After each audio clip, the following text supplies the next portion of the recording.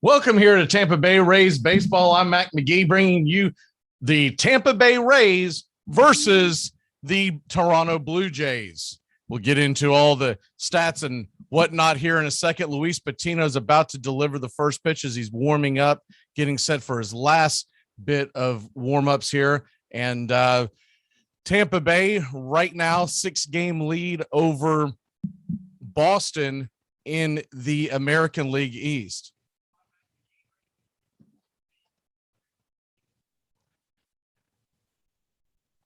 Tampa Bay's got a 6-game lead in the AL East.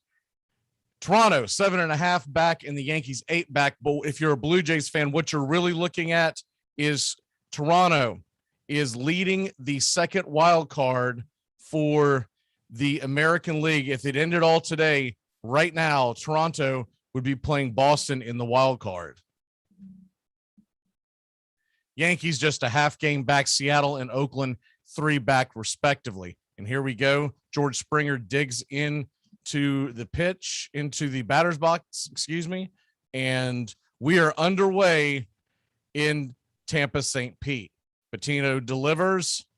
Fastball roped into left field, and a stumbling, diving, but a successful catch by Randy Arazarino, and it is a catch. Springer's still standing on first base, but it does look like a catch. I don't know why Springer is standing there. I think he thinks the ball fell, but it does not appear to have so. It looks like it was a bit of a basket catch. It was a juggling catch. As we look at the replay, he definitely caught it. It was a snow cone.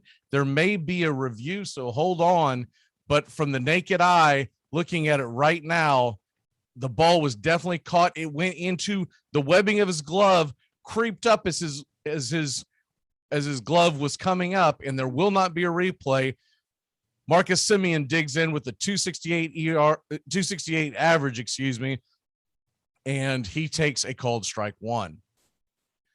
Semien, 41 home runs on the year, takes the second pitch for a called ball, and it's 1-1. 41 home runs, 97 RBIs, and 268 on the year for Marcus Semien. Here's the delivery. Outside, 96 miles an hour, and we got a 2-1 count for Luis Patino. Toronto will send Merriweather to the hill. We'll get into that in the next frame. Patino's 4-3, the 4.73 ERA. Here's the delivery. Fastball in the dirt, and we've got a 3-1 count. We've got trouble brewing in Rays.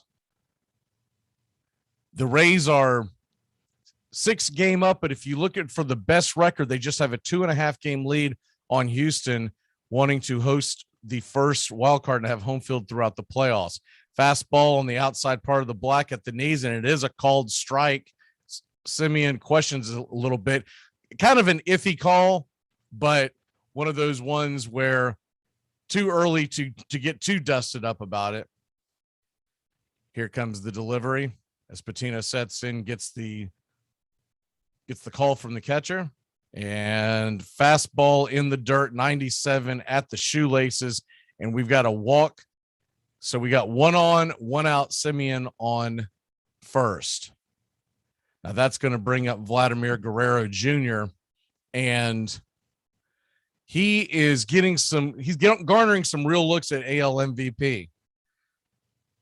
And if it wasn't for Guerrero Jr., Semien's season would be talked about as a possible MVP candidate. For Guerrero, 321, 46 home runs, 105 RBI, has an outside chance to catch the triple crown in the American League.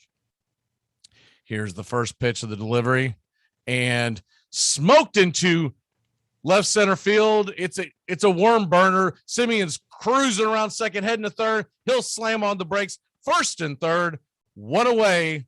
Tampa Bay Rays in trouble here early on as the offense for the Toronto Blue Jays keeps on cooking.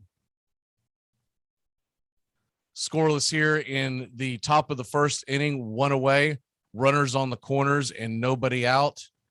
As we take a look at the scores from last night in case you missed them. Tampa Bay lost to to Toronto last night, 4-2 in a pretty exciting ball game. Here comes the delivery. First pitch to Bo Bichette. Bit of an off-speed pitch, 83 miles an hour on the inside corner. Last night, Alex Manoah, 6 innings pitched, 7 strikeouts. He got the W. Rasmussen went in 5 innings, 3 Ks, and it was Nick Anderson that got the loss out of the pen. Slider on the outside part of the plate, and the count is now evened up at 1-1. Thanks for joining us this afternoon here as Tampa Bay and Toronto in a playoff push. Here comes the delivery. Fastball on the outside part of the plate, banged foul, and we've got a 1-2 count on Bo Bichette. Bo Bichette having a good year in his own right, 341, 8 doubles, a triple, and 6 home runs with 71 RBIs with runners in scoring position. So not the guy that you want up there as you're starting off today for the Tampa Bay Rays. First and third, 1 out on the corners, runners on the corners, 1-2 pitch. Here's the delivery. And another off-speed pitch that is fought off foul. We'll reset it back to 1-2. Tampa Bay trying to clinch the AL East. We'll get into their magic number here in a little while. But the eye on the prize, Tampa Bay has to figure that the AL East is theirs. It's home field advantage throughout the playoffs that you really want.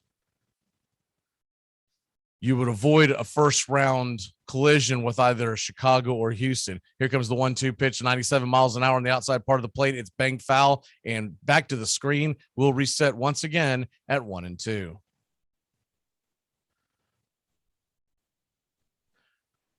Great day for baseball here in the state of Florida.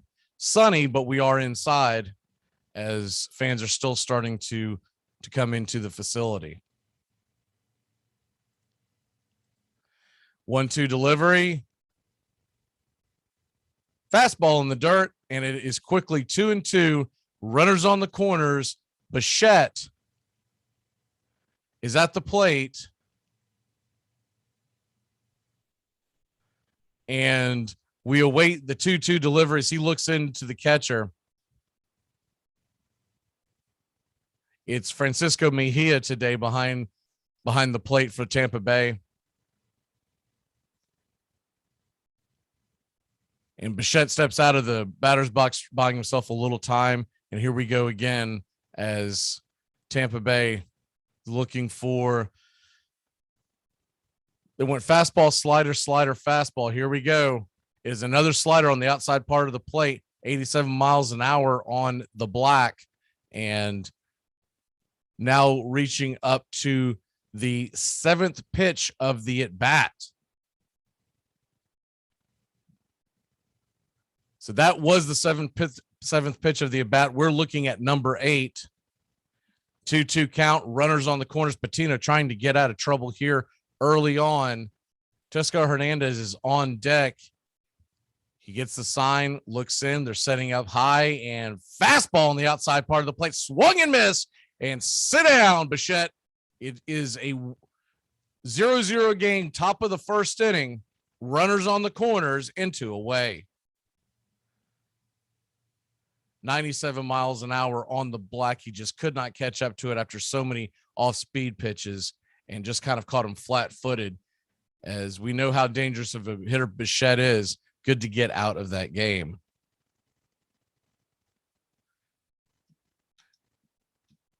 Mac Magee here with you on a beautiful Wednesday afternoon. Great day for baseball.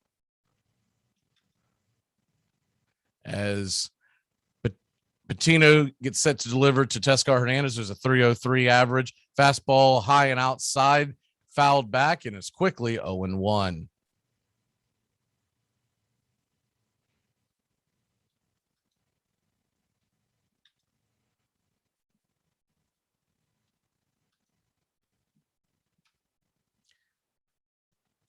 Two outs, top of the first inning, 0-1 count, and Patino looks in, He delivers fastball, 98 miles an hour. Looked a bit outside, but we did get the call. So it's now an 0-2 count with runners on the corners. Patino trying to get out of this first inning mess. Patino looks in at Mejia for the sign. Stares back over at first base to try to keep Vladimir Guerrero honest. I don't think you have to worry too much about him taking off and running.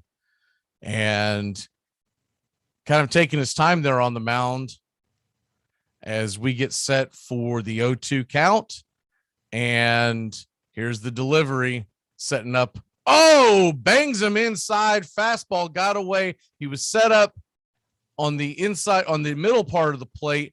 Fastball gets away. Definitely not what you want. Definitely not intentional. And Teoscar Hernandez, who had an 0-2 count on him, gets a free pass to head to first base.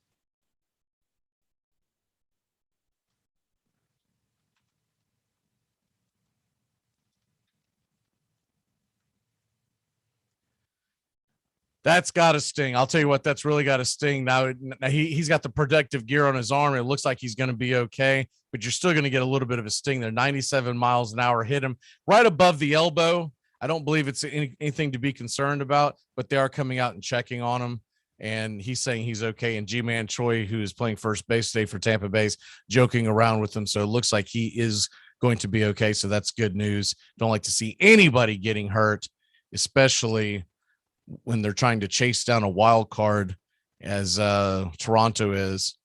I think everybody in the east of the Mississippi is hoping we get some kind of version of Tampa Bay going up against the winner of either Boston and New York, Boston and Toronto, Toronto and Boston, Toronto, New York. We definitely want to see something like that, because at this point, you've got an outside chance of it being a West Coast team, but not much of a chance. Okay, we're set to get back to action. Luis Gurriel is in the batter's box, and he takes the first pitch low for 1-0. Patino's already worked himself up to 20 pitches. 20 pitches already here in the first inning. Not what you're realistically wanting if you are the Tampa Bay Rays. 0-1 1-0 pitch comes in, and it is another called ball. He did not go around. They checked down at the first base umpire to see if it was a check swing, righty on righty action right here, and they're saying no. Yeah, that look, the way he came around, I'm sorry, but you got to give that a strike. He did change it. It is a strike. 1-1 count, and Gurriel is not pleased at all. Here's the delivery, 1-1, and 98 miles an hour, lifted it high into right field, back against the wall on the warning track, and it is caught by Yandy Diaz. We are out of the inning. We head to the break. We'll be back here in just a moment here on the Tampa Bay Rays baseball taking on the Toronto Blue Jays.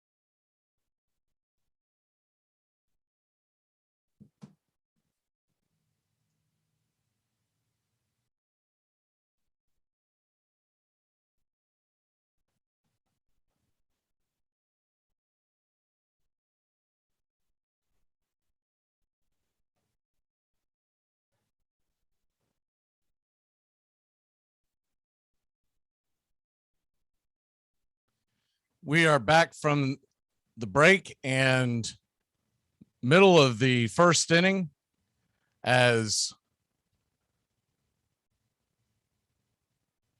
Tampa Bay gets out of a nasty mess in the first inning. They had bases loaded, 2 away, and they get Gurriel to fly out after Hernandez was hit by a pitch that loaded up the bases. Here comes Merriweather. Julian Merriweather gets the start here today for Toronto. Curveball on the outside part of the plate, and it is a strike one, and away we go. Merriweather comes into this game 0-1 with a 4.91 ERA.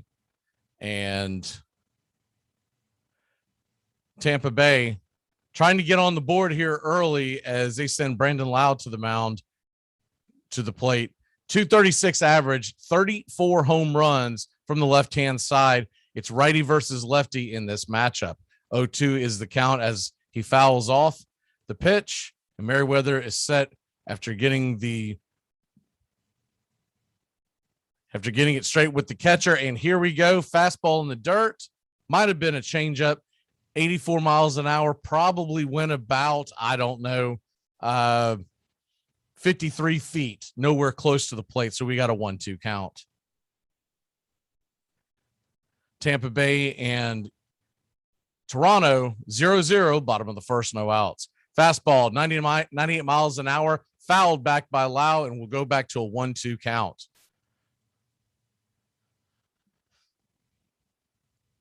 One and two count here for Lowe as he digs in. 236 average, like I said. 34 home runs on the year. Quite a bit of pop for someone to be leading off as Lowe goes to dig in. He steps out of the box, buying himself a little bit of time, and Merriweather has not budged. He's still staring, waiting for some kind of a movement, and he's back in and he's ready to deliver. And here he comes. Curveball inside, bangs to first base. Vladimir Jr.'s got it easy, and we got one away here at the bottom of the first. You're listening to Tampa Bay Rays Baseball. I'm Magee. We're set here to bring you the entire game. So get yourself a cold one, pull up a seat, and let's cheer on the Rays. And if you're a Blue Jays fan, that's fine too. Tonight, later on at 9:40 Eastern, we will be doing Atlanta Braves versus the Arizona Diamondbacks. So make sure to catch game 3 of that right here. One away. Here comes the first pitch to Arazarino. He swings at the very first pitch, bangs it very lightly into third base, but it is a wild throw. And with Arazarino's speed, he's easily in at first base, and the Rays got something cooking. We'll see if it looks like it's going to be scored a base hit. A bit of a difficult play. I believe if the ball would have been on target, he probably would have been safe anyways, because it was a chopper, probably about 4 chops. And we know with the Arazarino's speed, that's going to be a little too much time to give him to be able to get down to the first base line. G-Man Choi is set to dig into the batter's box. We've got a runner on first. Arazarino, watch out for his speed and aggressive base running. Merriweather gets the sign from the catcher, and here we go. Here's the delivery. Fastball inside, 97 miles an hour, has Choi jumping backwards. Choi, 239 on the year, 10 home runs and 42 RBI. G-Man trying to get a rally going here as Tampa Bay's trying to sew up the AL East, and Toronto's trying to find their way into the American League wild card game. Pickoff play goes to first base. Arazarino's there in plenty of time as Vladimir Jr. playfully pushes down on his back 3 or 4 times with the glove. But I don't believe there was any ill will there. It was just a lot of joking around. Gotta love baseball, especially afternoon baseball. Here's the delivery on a 1-0 pitch, and fastball. A little too much for Choi to catch up to. It is hammered fouled into the stands over the third base dugout, excuse me. G-Man Choi 1-1 with one away here in the bottom of the first inning. Blue Jays and Rays are scoreless. Merriweather looking in for the sign. And he has it. Here comes the delivery. Little bit of a change up on the outside part of the plate. 82 miles an hour, called strike, and G-Man's now in a 1-2 hole.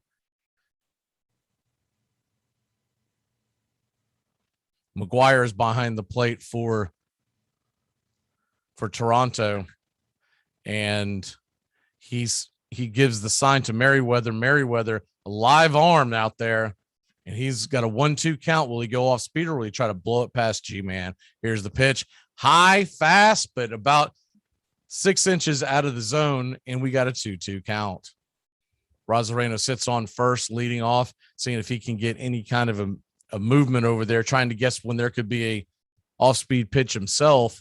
As he can fly, will they put a hit and run on with G-Man Choi, who's pretty good with the stick? 2-2 count comes in, 239 average for Choi.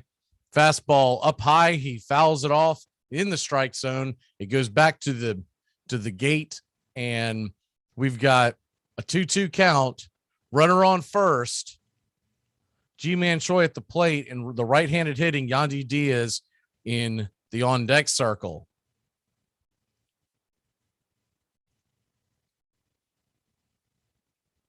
Merriweather's now working a little more deliberate. He first came out, he was much faster in his delivery, and now he's coming out a little more slow, working the mental game of it. And he throws back over to first to try to pick off Arazarino. Arazarino is back in there in plenty of time. One away, 2-2 count. Runner on first base. G-Man Choi digs back in, and we await the delivery from Merriweather. He's got the call from Maguire.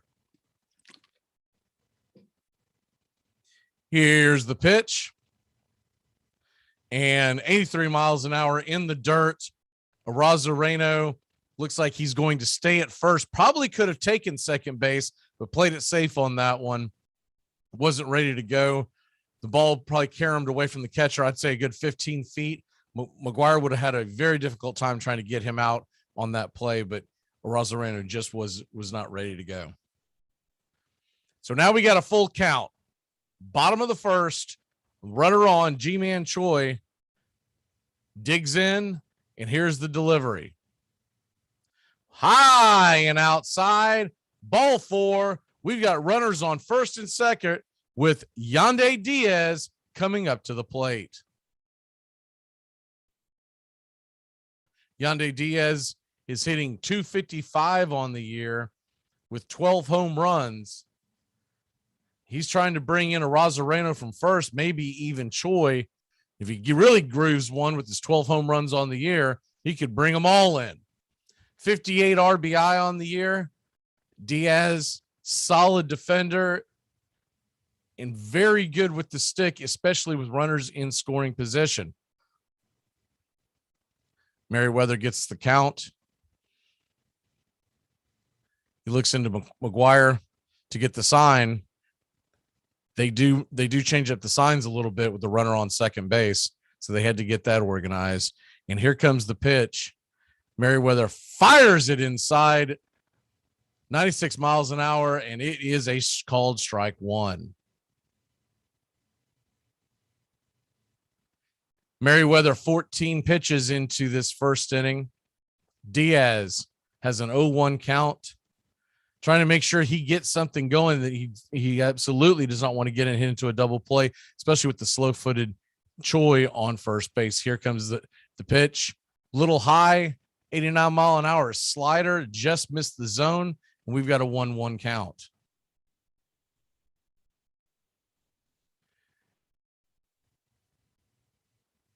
Merriweather stares into Maguire, gets a sign.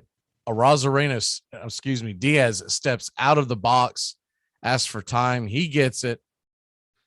And Diaz is set to go, as are we. Merriweather with the sign in the set position. Here comes the delivery. And fastball high, 97 miles an hour, and it is out of the strike zone. 2-1 is the count. One man on, one out, two on. Arazarino, a 2-1 count. And you got to figure he's got the green light here if you get something that he likes. Looks in for the delivery.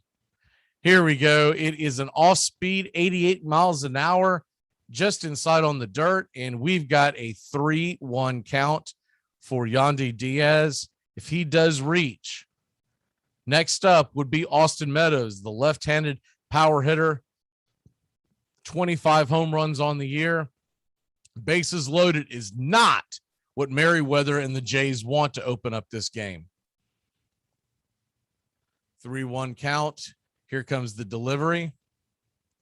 And fastball on the inside part, fisted back out foul. Looks like Vladimir Guerrero Jr. is going to have some time to get underneath it in deep foul right field territory. He gets it. He fires it back to the infield. Keep everyone where they're at. And good play by Vlad Jr. as he's able to corral the ball near the bullpen and fire it back to the third baseman who was standing in between short and third. 2 away, runners on first and second. G-Man Choi is on first. Arazarino on second. Any kind of bleeder into the outfield is going to score a run. And we get Austin Meadows up to the plate.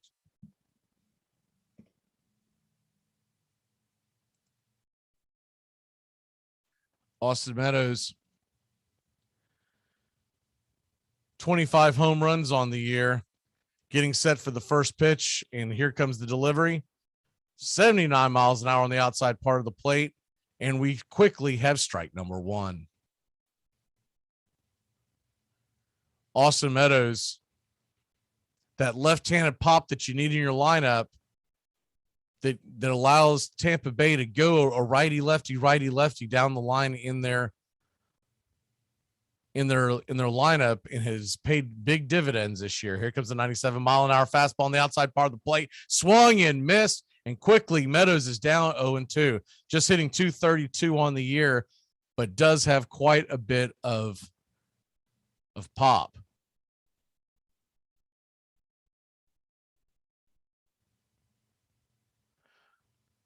Blue Jays 0, Tampa Bay 0, as we have the 0-2 count.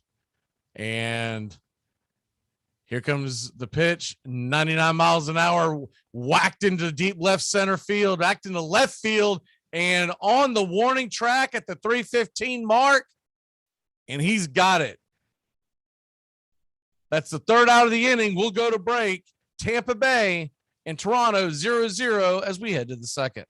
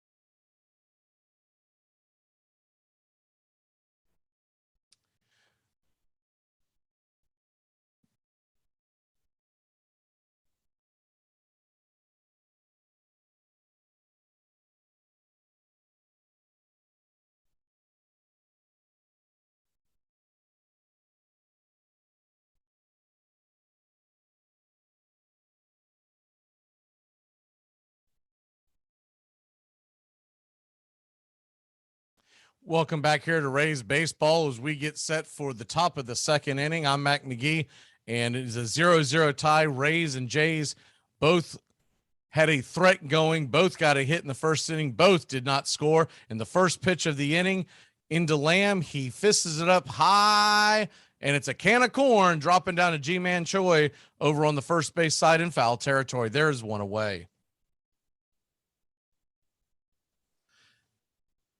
Tampa Bay 0, Blue Jays 0. Top of the second inning. Patino had a rough first inning, 22 pitches on the inning, so it's nice to get a one and done on the first pitch to start off the second. Coming up to the plate is Reese Maguire, the catcher. Reese Maguire's batting .262 with one home run on the year. So not a whole lot of power, but does have obviously the ability to go deep. Lefty versus righty matchup. And he goes to set into the batter's box. Patino gets set for the delivery, gets the sign, and he fires it in to the fists of Maguire, and it is a shallow fly ball corralled by Arazarino out and left, and we are 2 pitches and 2 outs. That's what you want if you're Patino and the Rays.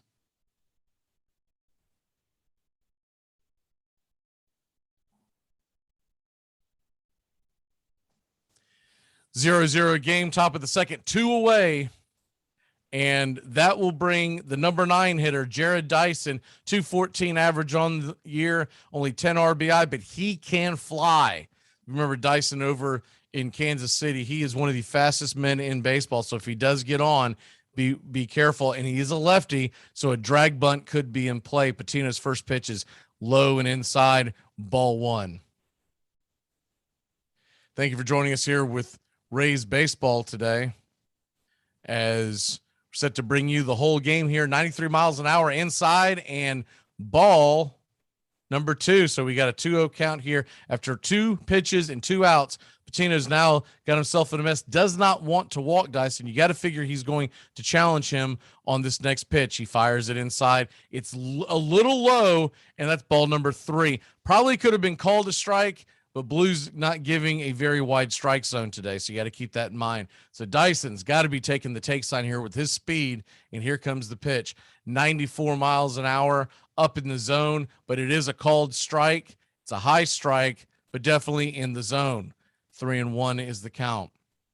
Patino gets the sign from Francisco Mejia, who's behind the dish. Fastball slammed into right center field. Here comes the run. Diaz is on the run. He's got it. And the Rays are out of the inning.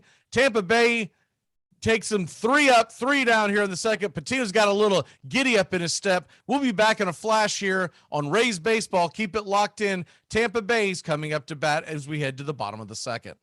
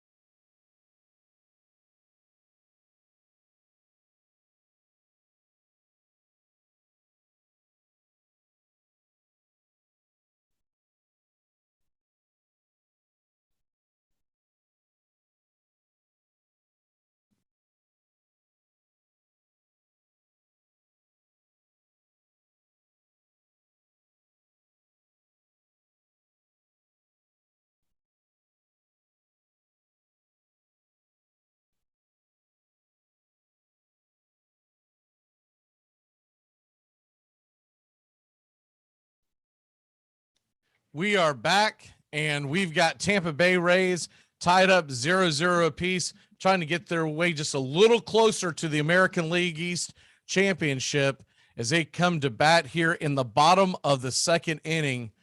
And both teams had threats in the first inning.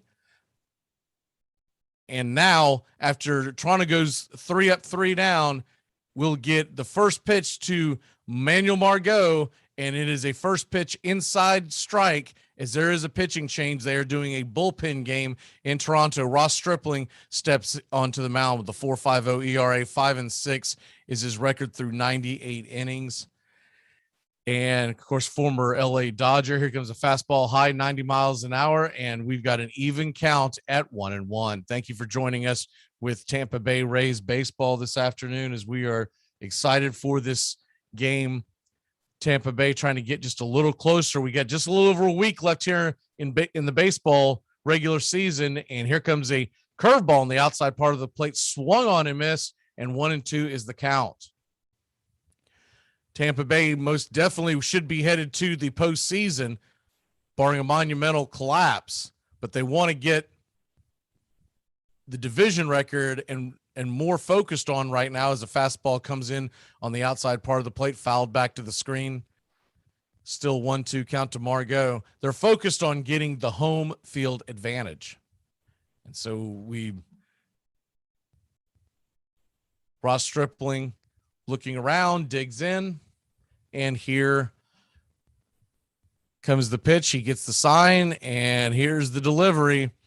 And slider banged deep into left field. It's going to be on the warning track. It will stay in fair territory. And Guerrero Jr. is on the fly, and he makes the catch. A deep fly ball out to start the second inning. That'll bring Kiermaier up to the plate. And Kiermaier, who is batting .251 with 4 home runs, lefty versus righty here against Stripling. If he can get on base, he can wreak havoc on the base pass. First pitch is a curveball, looked a little inside, but they will call it strike number 1. Score 0-0. Tampa Bay versus Toronto. Big game for both these teams. Curveball heads to the plate.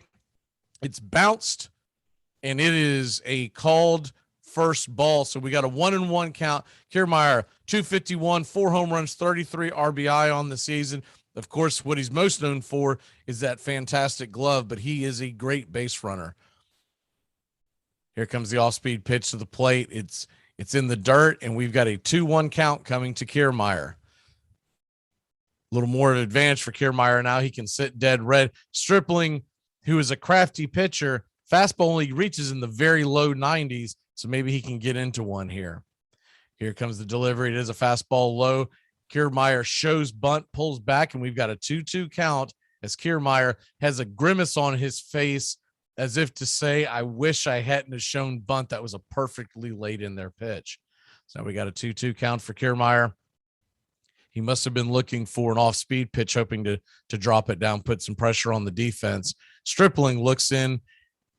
Time is called by Blue as Kiermaier steps out of the batter's box. And we get going back once again. Here comes the fastball on the outside part of the plate, banged onto the left-hand side of the infield, but it is caught, directly hit to Bichette, and he's got a bit of a smile on his face. He knows that was a rocket. He just happened to be right place, right time.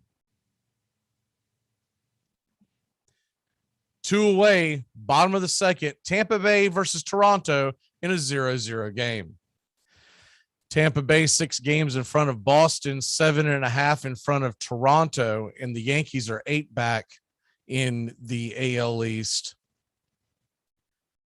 Of course, Toronto, Boston, New York are all fighting for the wild card. We'll get those standings back to you here in a second. 90 miles an hour out on the outside part of the black, a little high, but they're going to call it a strike.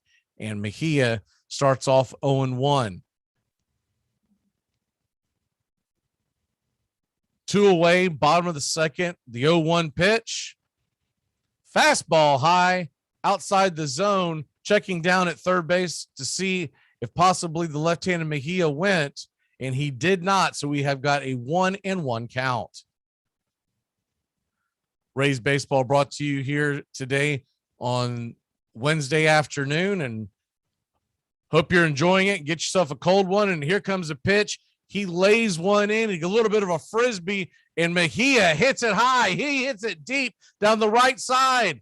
Is it going to stay fair?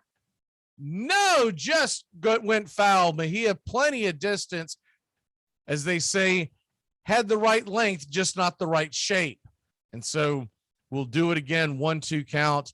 Really got a hold of that one. Looked like it was possibly a slider that just was hung up in the zone just a little bit. And pitches down and away. We've now got a 2-2 count as Mejia getting even in the count, trying to make something happen here. The bottom of the second inning, 2 away with Rays baseball.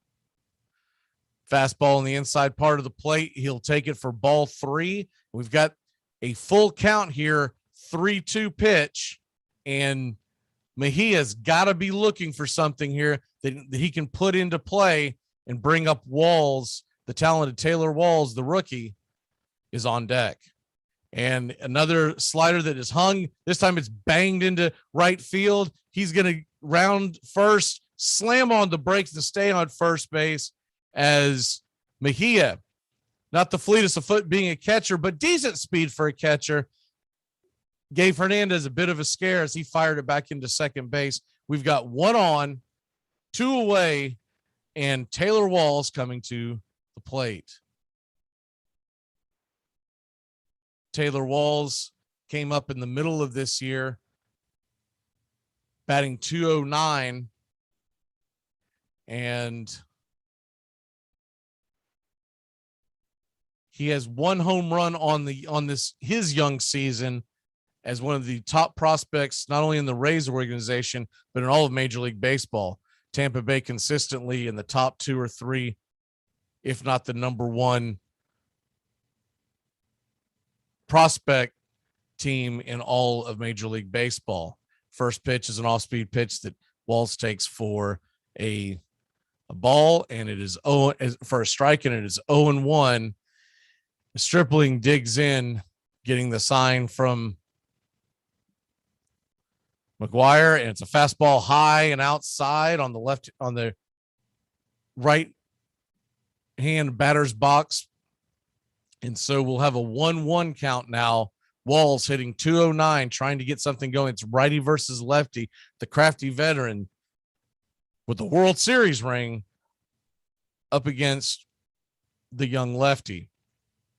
Here comes a fastball. It's hit high. It's hit deep. It's hammered all the way back to the warning track. Back is Hernandez, and he'll make the catch at the wall, just 3 to 4 feet away from the wall, as Walls almost got a hold of one there. And we'll go to break. The Tampa Bay Rays are coming back to the field. We've got a 0-0 tie heading to the top of the third inning.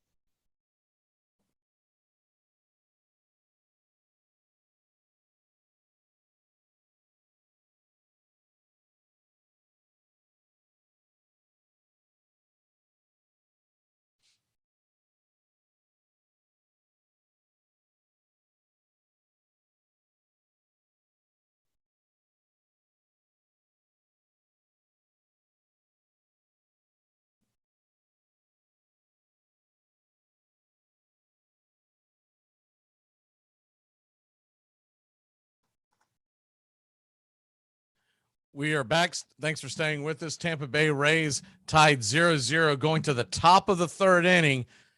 Toronto coming to bat, and Patino back out on the mound, 29 pitches into his outing.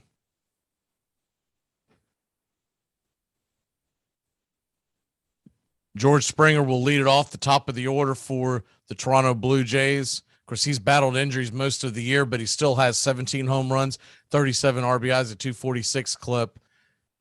The ex-Houston Astro gets set for the 0-1 pitch, and high and just outside the zone, 95 miles an hour. We've got a 1-1 count.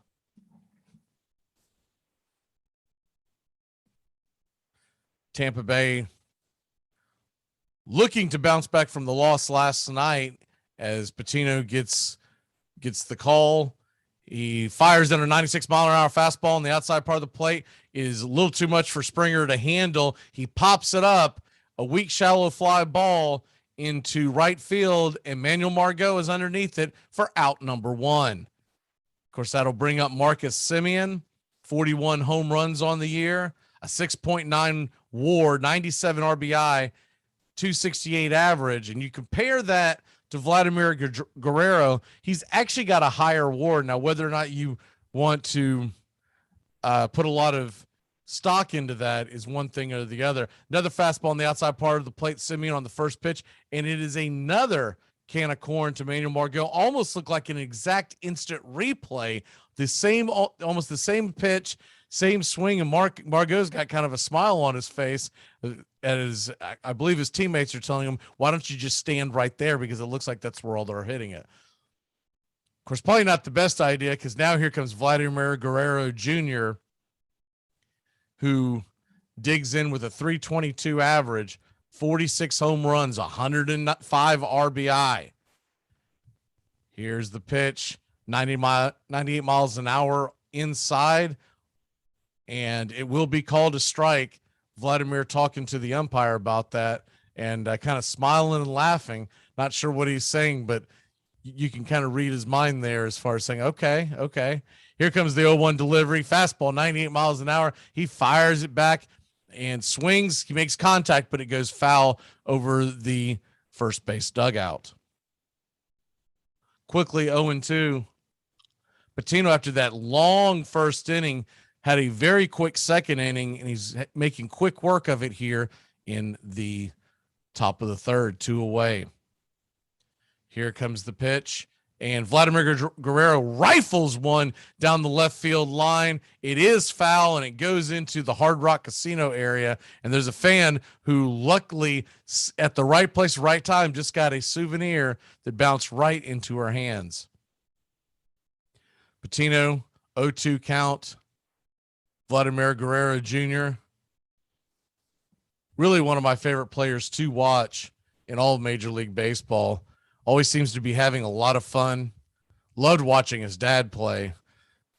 They've got different styles, but still bring that same excitement and electricity to the game. Here's a fastball on the outside part of the plate, and it is smoked into right field, 98 miles an hour, all the way back to the warning track.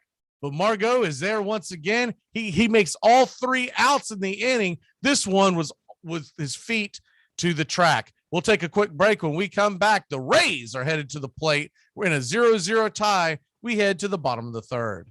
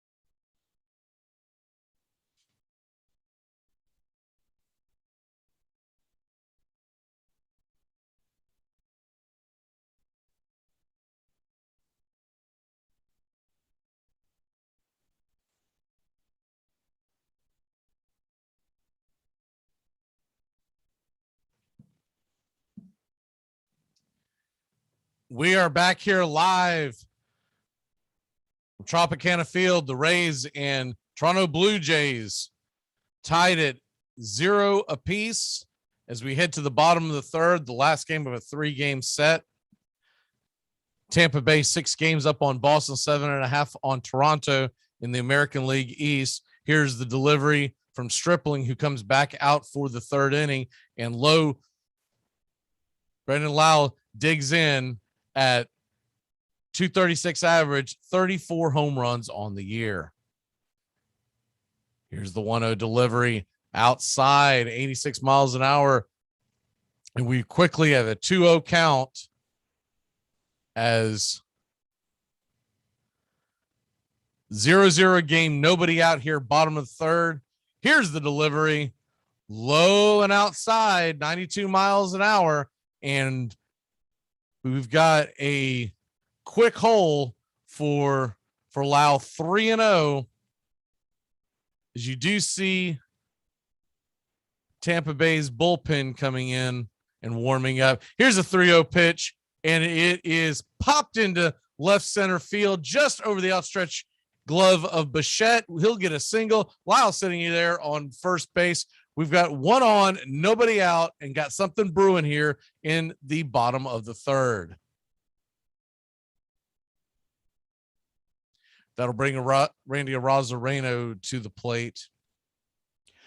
Just a bit of a rainbow just over Bichette's glove.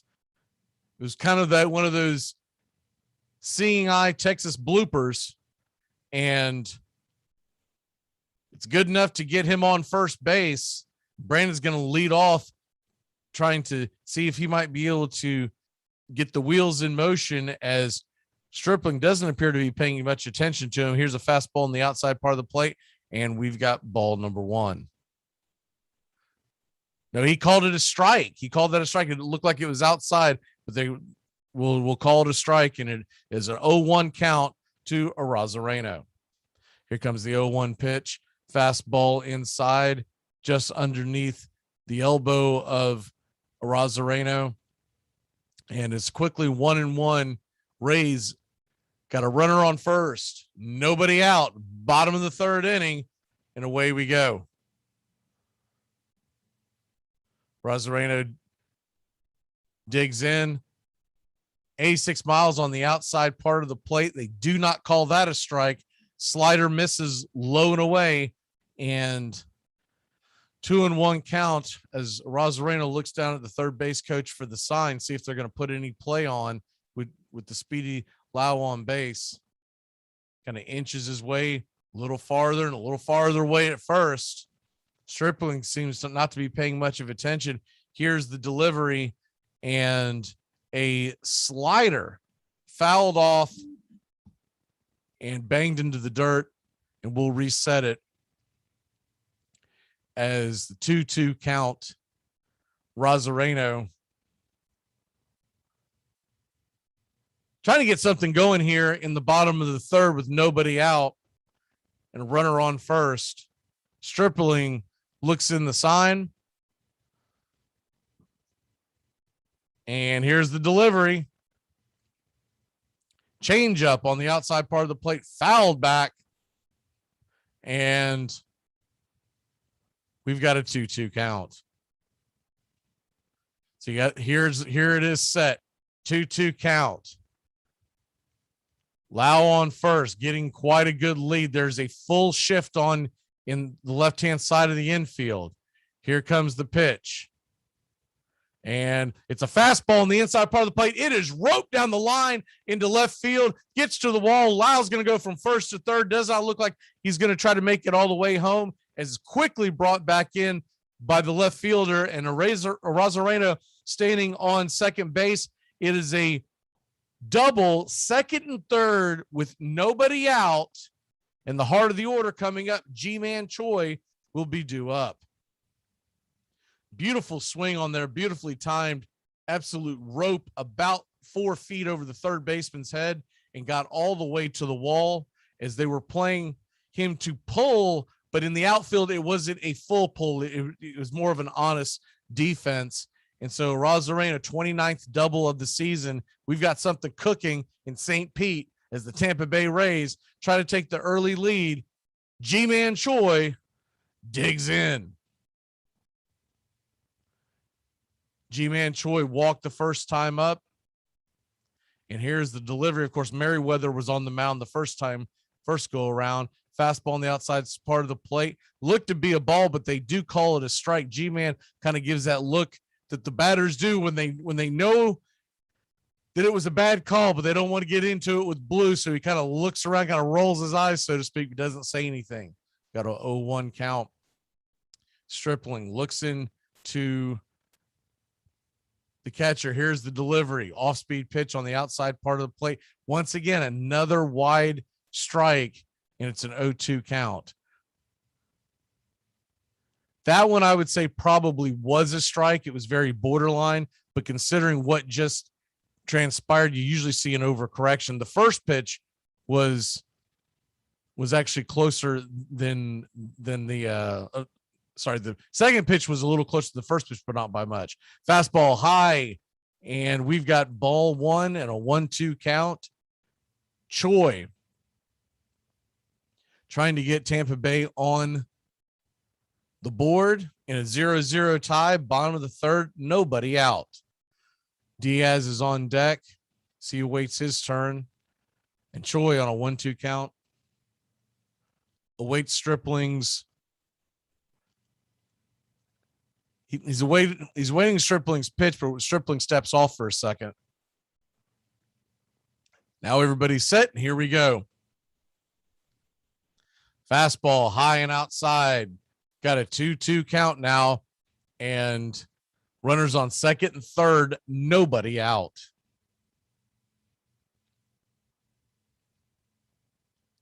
Tomorrow, Toronto will be heading to Minnesota as it'll be Mats versus Pineda, and Tampa Bay plays Friday night at home against the Miami Marlins all weekend. It'll be 7:10, Cabrera versus Waka. First pitch on the outside, 85 miles an hour, ball number 3. So we've got a 3-2 count, a full count as G-Man Choi digs in, might be getting himself his second walk of the game, and that would load the bases up for Diaz. Rays baseball here on a Wednesday afternoon, 6 games up in the American League East. And the payoff pitch, it is ball number 4. Living on the outside. All 6 of those pitches were on the outside part of the plate. Realistically, only one was a strike, but it was called. 2 of them were called strikes. And now we've got the bases loaded, nobody out, and Toronto's pitching coach is out there to have a bit of a powwow with Ross Stripling. Ross Stripling coming out of the bullpen. He pitched in the second inning. They sent him back out there, and I think now they're starting to realize this may have been a mistake. So he hasn't gotten anyone out now, has walked into the bases loaded. Arazarino hit a double down the line to set up a second and third, nobody out a second ago. And on 6 pitches, it is now bases loaded with Yandy Diaz, the right-handed power hitter, coming up. Stripling and the infield done with their powwow on the mound, and they will go reset and come up with the strategy against a 390 average for Tampa Bay with the bases loaded this year, 9 grand slams. That ranks first in Major League Baseball. The only team with more grand slams in Major League Baseball is the Atlanta Braves. And Yandy Diaz hit a grand slam earlier this season himself. 0-1 count, digs in, and it is popped into center field. It's going to be caught, but it'll be enough to get Lau home on the sac fly, and we've got a 1-0 game. Tampa Bay takes the early lead. Also on that play, Arazarino goes from second to third. So now first and third got runners on the corner. And with the runners on the corners, we got one away, and that will bring up Austin Meadows. Fastball was just high in the zone, and he lifted it, and it was enough. And when Dyson got the ball, who doesn't have the strongest of arms to begin with, he was backpedaling. So that's how Arazarino was able to go from second to third, taking advantage of the momentum, taking him back towards the center field wall. Austin Meadows 0-1, 0 for 1 on the day. Here comes the first pitch, and widen outside, 86 miles an hour. And the count is 1-0. Austin Meadows flew out in his first at bat. 25 home runs, 100 RBI, even with just a 251 average this year.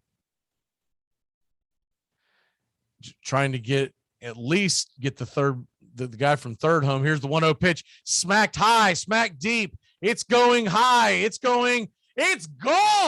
That baby is gone. A 4-0 game, 3-run home run by Mr. Austin Meadows, and Tampa Bay leads 4-0. Bottom of the third. The way the outfielders were tracking it, it looked like it was going to die at the wall and just be a sac fly, but it continued to carry and probably went a good 30 feet past the right center field wall. So we may not have gotten a grand slam, but we did get a fly ball and a 3-run home run. The score is 4-0 Tampa Bay. Ross Stripling left out there one too many innings for Toronto. As they find themselves down 4-0, they will leave Stripling in now at this point, and that'll bring Manny Margot up to the plate.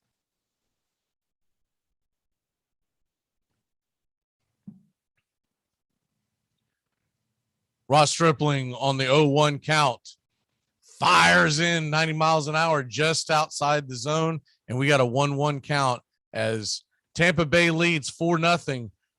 1-1 count, one away here in the bottom of the third. And Margot will doink it into center field. A cue shot that will land for a base hit, and he gets a single, and you wonder how much longer Stripling will be on the mound.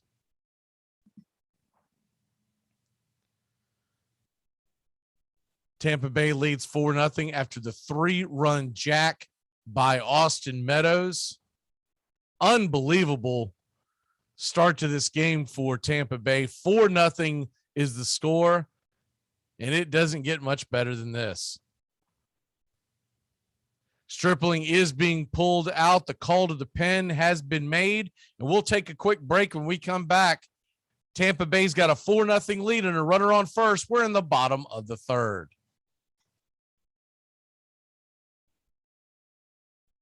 It's important to remember the value of taking time for ourselves to do the things that help us grow and explore, like learning something new.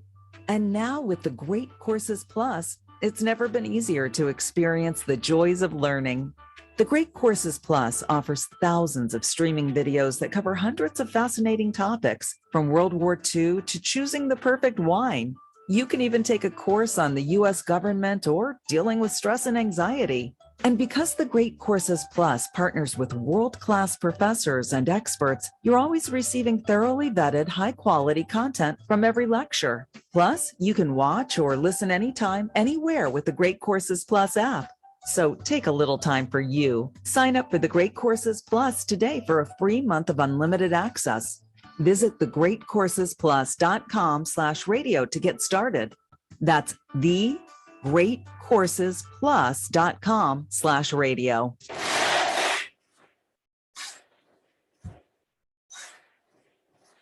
Now, does anybody in here have a valid reason for leaving this classroom? Timothy. I gotta go pick up my daughter. You're excused.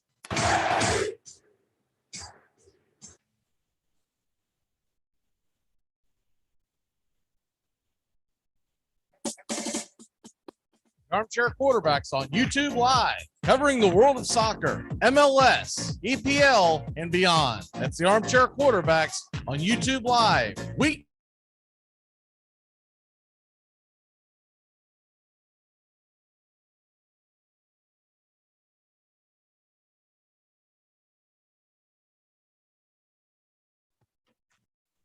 We are back. Taylor Saucedo will be in for the Toronto bullpen. Lefty versus lefty as Kiermaier digs in. We got a runner on first, one away, and Tampa Bay has just taken a 4-0 lead off the bat of Austin Meadows, a 3-run jack, which followed a single run scored on a sac fly by Diaz.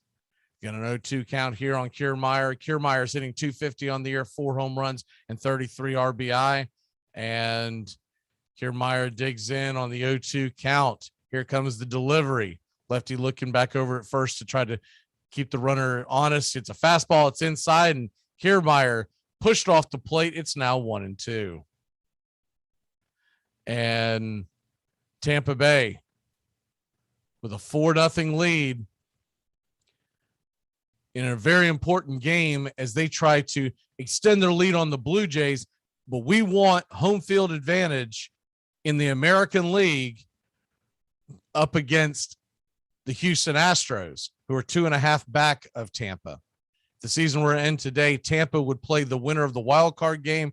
Houston would host the Chicago White Sox.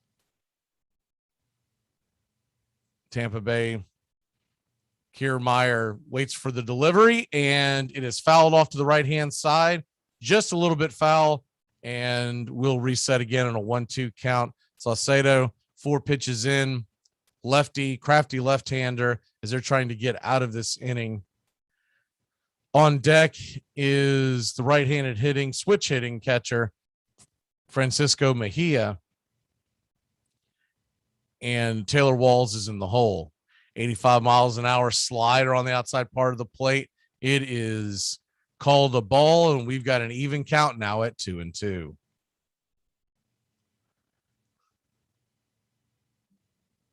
Here comes the pitch on a 2-2 pitch. Looking in, the catcher looks back at first, the windup, the delivery, and a fastball hammered down the third base line, just foul. I mean, just foul. Undoubtedly would have scored the run as it was rattling around there. They're playing a full-on shift here against the left-handed Kiermaier, and Kiermaier would have probably been standing on second, and it would have been 5-0, but it fouled by just maybe 2 inches. And Kiermaier, by the way, hitting .248 against lefties, .251 against righties. The OPS is 606 and 701 respectively. Here comes the delivery. Slider wide and outside the zone. And we now have a 3-2 count. Kiermaier set to do damage against the lefty. Runner on first base. Will they send him? Here's the pitch. Slider on the outside part of the plate. And swing and a miss. Kiermaier goes down on strikes there, 2 away. That brings Francisco Mejia up to the plate, 2 away, bottom of the 3rd inning. Tampa Bay leads 4-0, all 4 runs scored in this frame. We're coming to you live from Tropicana Field in St. Petersburg, Florida. Your first place Tampa Bay Rays leading the Toronto Blue Jays 4-0. First pitch just a little low. We'll start off with a 1-0 count to Mejia. It almost looks like we are set for another collision course of another Houston Astros versus Tampa Bay Rays ALCS. What a fun one that was the first time around. Hopefully, if it does happen, we'll get the same result. Here's the 1-0 pitch, fastball on the outside part of the plate, wide and outside, 2-0. Mejia lays off and is ready for the 2-0 count. Saucedo is going to have to come into him.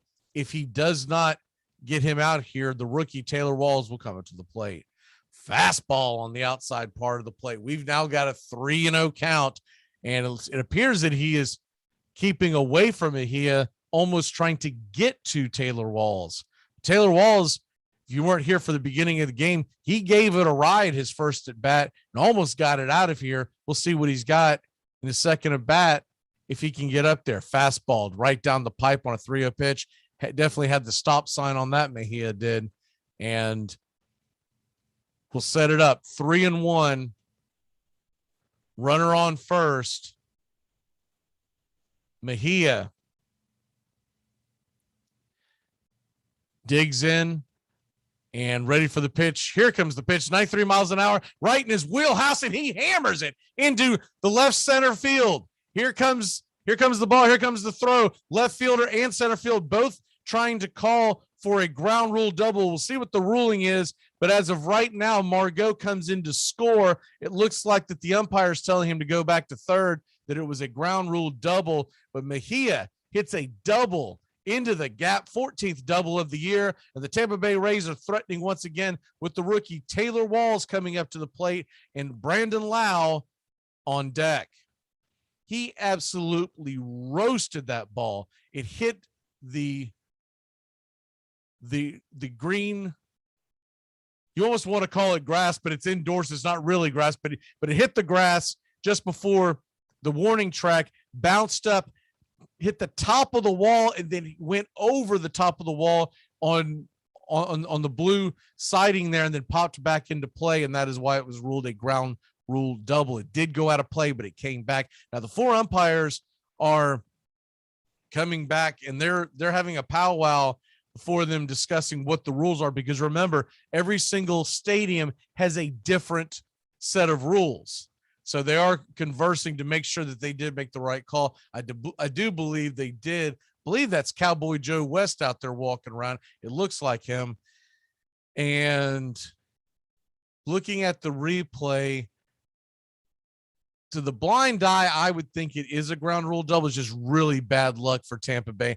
That ball hits just a hair low, and it is a ground rule double. It's going to go back into the infield, and the run will score. Here comes the slider on the outside part of the plate. High pitch and outside, but they do call it a high strike.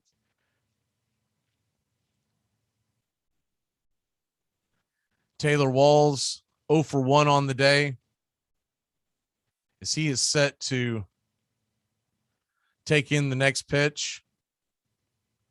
And here comes the pitch. Fastball high and inside. And we've got a 1-1 count with runners on second and third. And remember, top of the order is coming to bat around. Here comes the hit by Taylor Walls. It is hit to the shortstop. Bichette, it gets underneath his glove, dribbles into center field. Both runs will score. Tampa Bay leads 6-0. And Taylor Walls comes through with what should be a base hit. Would have been a very, very difficult play to make, and should be credited with the 2 RBI as well. It does look like that he is being credited with the RBI, and 1 for 2 on the day, now up to a 213 average, and the Tampa Bay Rays take a 6-0 lead in St. Pete. Roasted the ball on the ground, just got under the glove. Bichette's glove barely tipped the ball as it was rolling past him, as he was reached out and stretched for it. He was able to corral it, but not before the 2 runs scored. It is 6-0 Tampa Bay. What a great inning for Tampa Bay to get this thing rolling, as they are in need of this win, getting the Blue Jays out of town. That brings Lau to the plate, and the first 2 pitches are balls, 2-0 count, and away we go here. Looks like that the pitcher that they have brought in here, Saucedo, is struggling a little bit. 2-0 pitch is going to challenge with a fastball on the outside part of the plate. It is slapped into left field, but on the run, Gurriel will make the play, and they're out of the inning, but not before Tampa Bay scores 6 runs in the bottom of the third. Your Tampa Bay Rays lead 6-0 as they raise up against the Toronto Blue Jays. We head to the top of the 4th inning.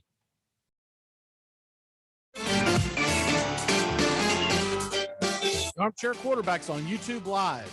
covering the AFC South and NFC South along with the rest of the NFL.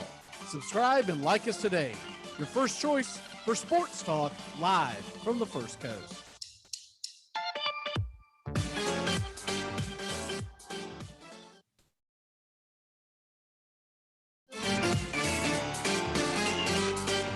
The Armchair Quarterbacks on YouTube Live.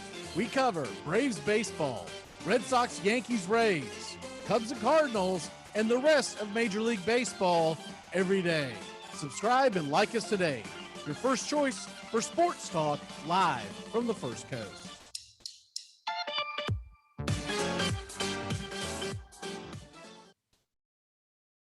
It all starts with just one thing. Glass jars can be reused to store food and spices. Saturday mornings, 8:30 Eastern, Dixie.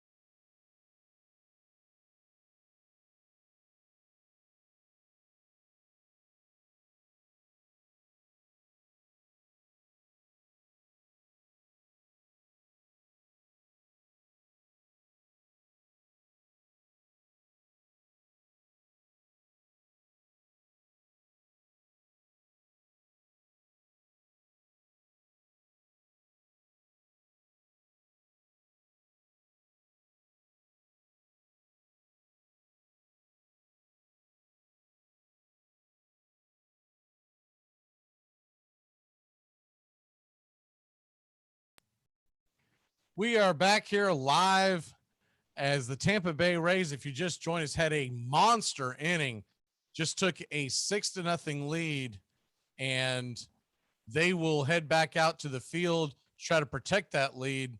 Tampa Bay right now on fire after scoring 6 runs in the bottom of the third frame, and Chargos comes out to the mound. He will be the pitcher out of the pen. Delivers the first pitch to Bichette. He bangs it foul deep into the right field corner, and we got an 0-1 count here. JT with the 1.74 ERA, 20 innings, pitched and 19 strikeouts. Opponents are hitting just 183 off of him in 21 appearances.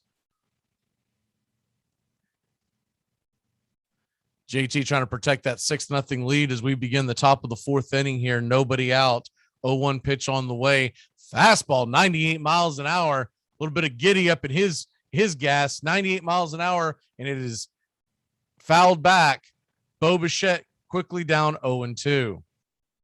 Bichette, 26 home runs and 98 RBI on the year with a 291 batting average. Of course, is the son of Dante Bichette, the ex-Colorado Rocky, who was a part of those Broad Street Bullies in the late 90s, early 2000s for the Colorado Rockies. 1-2 pitches outside, and JT has a 1-2 count on Bichette, top of the fourth inning. 6-0 Tampa Bay leads. Toronto enters today a half game in front of the New York Yankees. We'll get into that here in a second. 1-2 pitches thrown wildly into the dirt.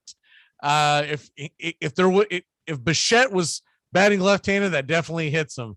And as they say, just a bit outside. So the count is now going to be 2-2.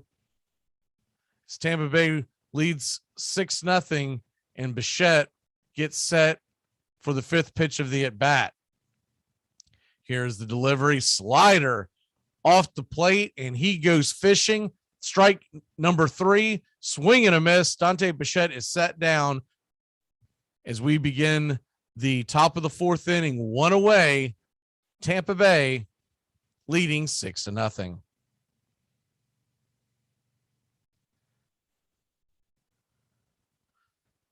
Bichette will be followed up by Tuscar Hernandez, the right fielder for the Toronto Blue Jays, as he's trying to get something going here. When you're down 6-0, but you've got 6 frames left. You're not trying to get all at once, but you definitely want to get something going on here in the first at bat after giving up 6. Here comes the first pitch. It's on the outside part of the plate, and we're 1-0 is the call. Teskar, 303 batting average, 29 RBIs and 129 home runs and 108 RBIs. He gets fisted on the inside. It's dribbled to the shortstop, and quickly out number 2 is corralled. Tampa Bay's making quick work of the Toronto Blue Jays offense, normally one of the most formidable in all of baseball. That'll bring Lourdes Gurriel to the batter's box, right-handed hitter, going up against this righty, and JT is throwing some straight gas. He's getting up as high as 98 miles an hour this afternoon. Got to figure it's going to be a straight bullpen game the rest of the way. Don't expect JT to go more than just this one inning, but if you can get a clean inning, it's a long way to maybe possibly a victory. Here comes the delivery, and JT's staring at the umpires. They called it a ball, but looked to be on the outside part of the strike zone. 1-0 count to Gurriel with the 284 batting average, 21 RBI, and fastball inside. It's quickly 2-0. Notice a theme here with the Toronto Blue Jays offense. Everybody's got 20, 30, 40 home runs. It is a definite modern's day murderer's row. If they can just get a little pitching down the stretch here, you would think they would be able to beat out the Yankees, as they've had quite the struggle offensively over the last few weeks. Here's the 2-0 pitch. Fastball, 96 miles an hour on the inside part of the plate, and it's called a strike. And we've got a 2-1 count here in the top of the 4th inning with 2 away. Fastball and sinkers pretty much JT's forte. And here comes the 2-1 pitch. Sets up on the outside part of the play. Sinker just outside the zone, and it'll be 3-1.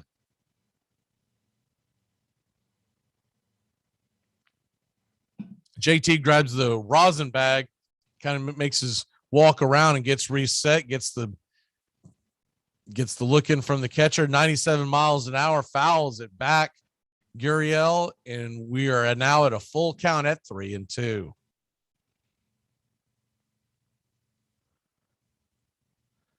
He's thrown several sinkers in this at bat. You wonder if he's going to change it up a little bit or keep going to his bread and butter. 3-2 count. Nobody on. Rays scored 4 runs and then added another 2 after the 3-run shot in the bottom of the 6th inning, scoring 6 in total in the bottom of the 3rd inning. Toronto trying to answer back. Rays looking for a shutdown inning. Here's the 3-2 pitch to Gurriel, and set up on the outside part. It goes inside, strike, swinging 3. It was a fastball on the inside of his hands. He misses it, and the catcher does drop the ball, but there's no advance by Gurriel to try to make it to first base. So that'll end the inning. We'll take a quick break. Tampa Bay 6, Toronto nothing. You're listening to Rays Baseball. New Year's resolutions. We've all made them. Mine is the same every year. Eat healthier. The eat part usually works out fine. It's the healthier part I forget about. But not anymore, now that I've found the oh-so-chocolatey Built Bar. Built Bars are low-cal, low-sugar, high-protein, high-fiber. Great for keto. Lose or maintain weight while indulging in a yummy treat. At 130 calories, you'll feel like making a resolution every day. Try all 18 amazing flavors. Get yours at BuiltBar.com.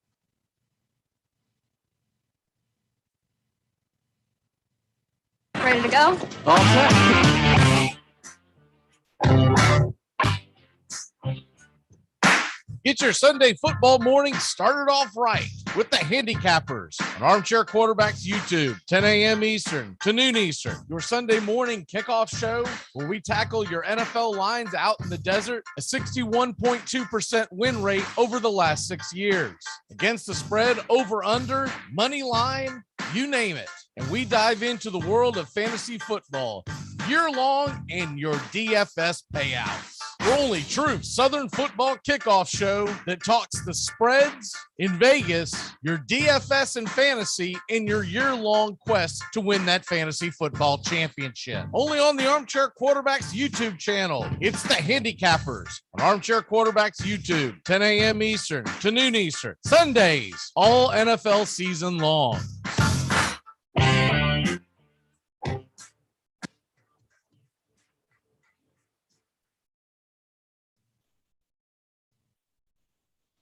We are back here with Rays baseball. The Tampa Bay Rays lead 6-0 as we head to the bottom of the fourth inning, and they will send Saucedo back out to the mound, and Arazarino will lead the inning off with a called ball, and it's a 1-0 count, 2 for 2 today for Arazarino, a single and a double. Let's just get a triple and a home run and make the cycle, Randy.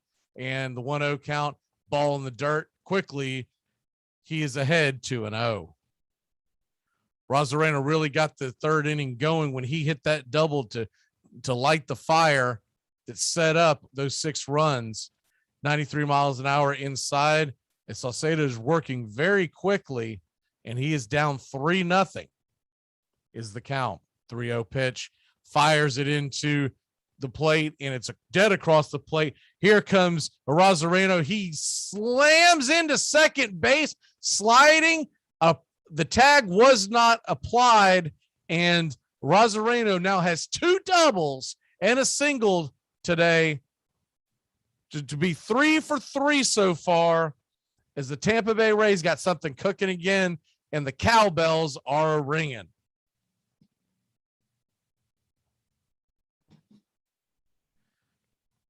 Tampa Bay up 6-0. Arazarino, absolutely the catalyst of today. 30th double this season. I still get a kick every time they show the replay of Arazarino scoring that game-winning run in Game 5 of the World Series against the Dodgers. I just call it the play of mayhem. They show it during the breaks quite often. Fastball on the outside part of the plate gets the count started for G-Man Choi. 1-0 is the count, and it looks like they're calling a balk. They are calling a balk. Arazarino's headed to third base. Saucedo never came set. Remember, I told you how fast he was working. Well, he's working too fast. He's not taking a pause, and so they're going to call a balk there. He'll go to third base with nobody out, and G-Man Choi definitely has Randy in scoring position at this point. Here comes the 1-1 pitch in the dirt, 95 miles an hour. G-Man takes a swing at it, and it is a 1-1 count. G-Man has already walked twice today, has scored a run. The infield is now playing in, trying not to give up any more runs here. And here comes the 1-1 count. 94 miles an hour inside, and he hits G-Man Choi. Third time G-Man will be on base today. Barely nicks him. It looks like he's going to be okay, but it's going to send G-Man to first base. You'll have runners on first and third. Nobody out as we take a look at the replay. I don't know if that hit him or not. The showing the replay, it might have hit the barrel of the bat, the bottom of the bat. The handle doesn't look like they're going to. Oh, they are going to take a look at it. I don't know about this. I'm hoping the best there, but it to me it looked like it might be coming back on a foul tip or just missed altogether. If it hit anything, it looks like it would have hit the handle. They are taking a look at it, and we're gonna step aside for a really quick break as they take a look at this.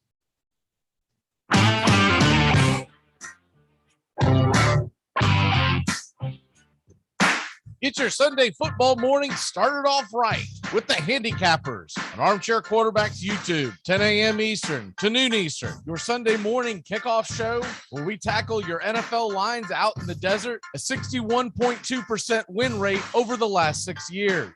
Against the spread, over, under, money line, you name it. And we dive into the world of fantasy football year long and your DFS payouts. Your only true Southern football kickoff show that talks the spreads in Vegas, your DFS and fantasy, in your year-long quest to win that fantasy football championship. Only on the Armchair Quarterbacks YouTube channel. It's the Handicappers on Armchair Quarterbacks YouTube, 10 a.m. Eastern to noon Eastern. Sundays, all NFL season long.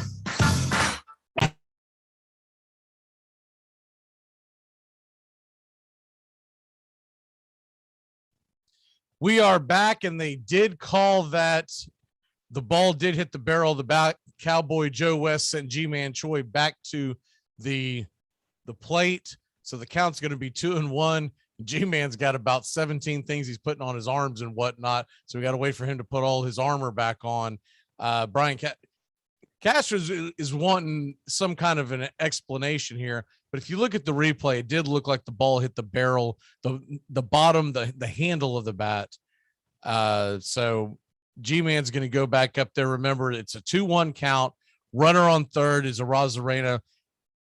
The Blue Jays are playing the infield, and now there's some discussion on what's going on here and trying to get some kind of a clarification. All the umpires are coming back, and Joe West is coming back saying that he felt it looks like there's a discussion on whether or not it is a 2-1 count or a 1-2 count. I think they're going to correct it and call it a 1-2 count. We're waiting for clarification from Cowboy Joe as he waddles back and forth between the umpires and explaining to the managers, who are now both interested in this.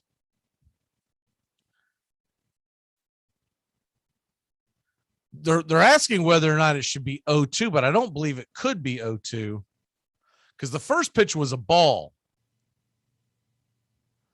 The second pitch was a strike, a swinging strike, and then the third pitch was the one in question. So it should be 1-2, setting up a 1-2 count. They've got it as 2-1. They're going back to the headsets, which is kind of funny. You would think they would be keeping up with this, but you know, with old age, you do forget.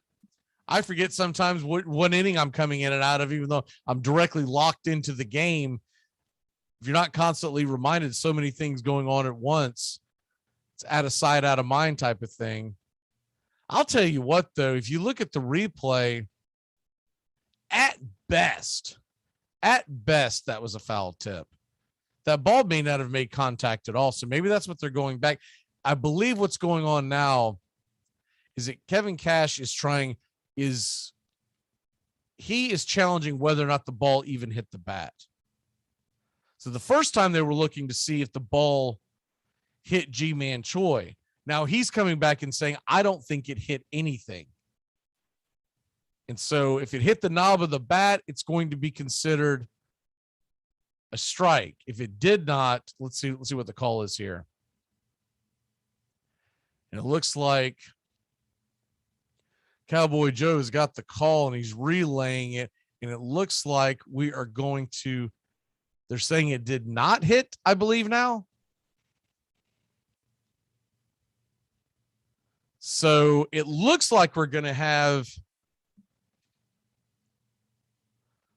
we'll wait for clarification. They are calling it a strike now. They've gone back and forth about 3 times. It's a 1-2 pitch, and here comes the delivery to Choi. It's low and inside, so we have a 2-2 count as Choi's trying to get on base. The infield is still playing halfway in. Slider way outside the zone, and now we've got a 3-2 count. 3-2 count coming in. G-Man Choi trying to drive in Arazarino, who hit a double and then moved from second to third on a balk. And Saucedo was not coming to complete stops. He was finally called on it. And There goes the fastball, bangs to first base, but the infield is in, so no play for Arazarino to go from third to home. It's going to be an easy out as Vladimir Guerrero Jr. gets about a 2-hopper and steps on the bag, and we've got one away here in the bottom of the 4th inning. Tampa Bay leads 6-0. Friday night, Miami comes to Tampa Bay, and it's going to be Cabrera versus Waka. Saturday, you've got Alcantara versus Yarborough. That's a 6:10 first pitch. And Sunday will be 1:10 first pitch. Luzardo going for Miami. It looks like McClanahan should be going for Tampa Bay. Like and subscribe today. Not sure what the schedule is going to be. We bring you Tampa Bay Rays and Atlanta Braves baseball pretty regularly here. So like and subscribe and to be able to stay abreast on what's going on here. All right, here comes the pitch. 0-1 is the count, and getting set for the second pitch as Diaz digs in, fastball on the outside part of the plate, 1-1, and working very quickly again. You better be careful. You might get another balk called on him. It is now a 2-1 count to Saucedo, as they do have action in the bullpen for the Toronto Blue Jays.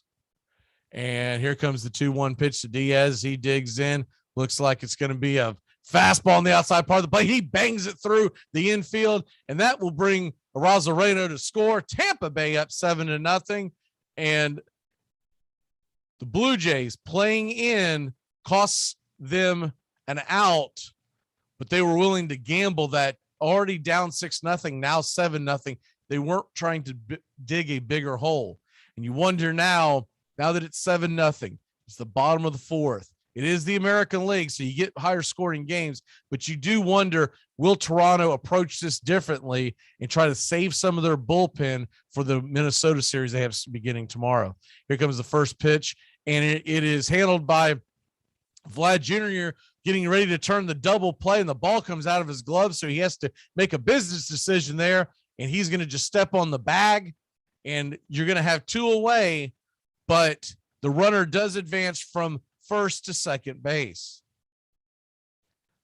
Austin Meadows hit the 3-run homer earlier, and that's going to give Tampa Bay yet another scoring opportunity. Yandy Diaz is now standing on second base, and they will make a call to the bullpen.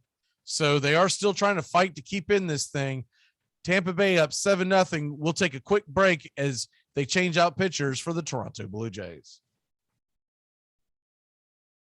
Ready to go? All set. I can't believe we're going dancing. You don't go that often? No, because it's so stupid. Shall we? It's important to remember the value of taking time for ourselves to do the things that help us grow and explore, like learning something new.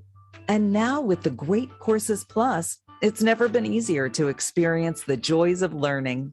The Great Courses Plus offers thousands of streaming videos that cover hundreds of fascinating topics, from World War II to choosing the perfect wine. You can even take a course on the U.S. government or dealing with stress and anxiety. And because the Great Courses Plus partners with world-class professors and experts, you're always receiving thoroughly vetted, high-quality content from every lecture. Plus, you can watch or listen anytime, anywhere with the Great Courses Plus app. So take a little time for you. Sign up for the Great Courses Plus today for a free month of unlimited access. Visit thegreatcoursesplus.com/radio to get started. That's thegreatcoursesplus.com/radio. My favorite comedians, I'm excited to talk to you. Well, I'm excited to be here. These chairs are horrific. This is like...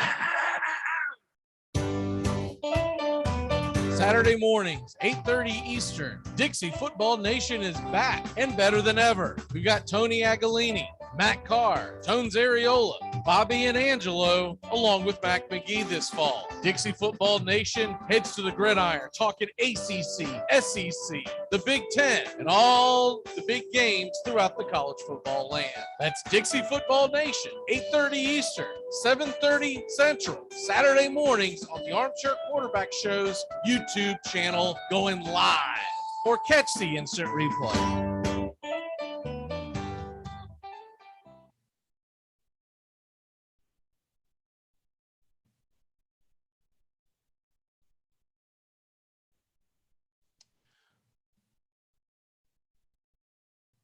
Welcome back here to Tampa Bay Rays baseball as we get you set for the bottom half here of the fourth inning. There's two away. We got a pitching change. It's Castro coming in, the right-hander, 5.06 ERA, 21 innings so far on the year, and opponents are hitting 247. He's going to face Manny Margot as Manny Margot has an 0-1 count on him, swings, and is now 0-2. And we get set for what should be, hopefully, a Tampa Bay win today, up 7-0, bottom of the fourth inning. Here comes the pitch. And he fires a strike 3, and that'll take us to break. We're heading to the top of 5. Tampa Bay up 3, 7-0, and only 1 hit allowed so far. Tampa Bay with 10 hits. We'll be back in a flash. This is the part in the Lifetime movie version where I get up to pee. This portion of the show is being brought to you by Ed's Almost Good Beer. Remember, Ed's Almost Good Beer was brewed in God's country when God wasn't looking. What's going on here, guys? All right, coach. So basically, it was a holding call. But these dudes started me in their fantasy league, which is cool because this dude started our quarterback, but he started our kicker and I started their defense. So it's kind of a pickle. Compromising the integrity of this game with your fantasy football leagues? Listen to me. If there was holding, you make that holding call. I don't care if it was on our team or not. I care about this game too much to let you. Coach, you started their defense too, didn't you? Yeah, you definitely started their defense. Damn right I did. Armchair. People might walk up to you occasionally and they might want to just take a picture with you and say, congratulations, great work. With me, they want to debate. My life is harder. Well, Steven, here's what I want you to realize. A, you're lying. Nobody comes up to you. Okay? Stephen A. Smith does not have one fan. Not one. There's never been a request for a picture. There's never been a request for a debate. You are you're snap finger famous. That's the guy. That's the, what's the guy that's on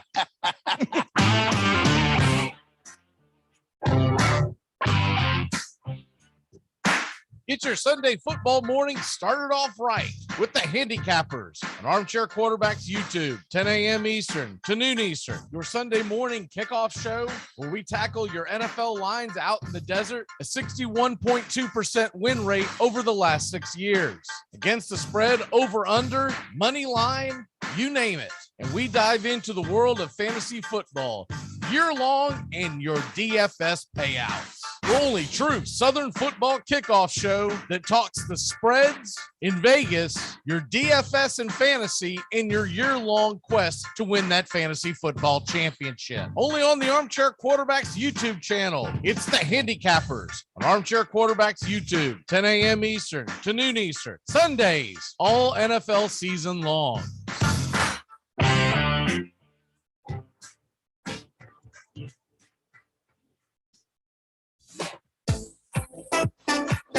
Armchair Quarterbacks on YouTube Live, SEC, ACC, and Big Ten coverage.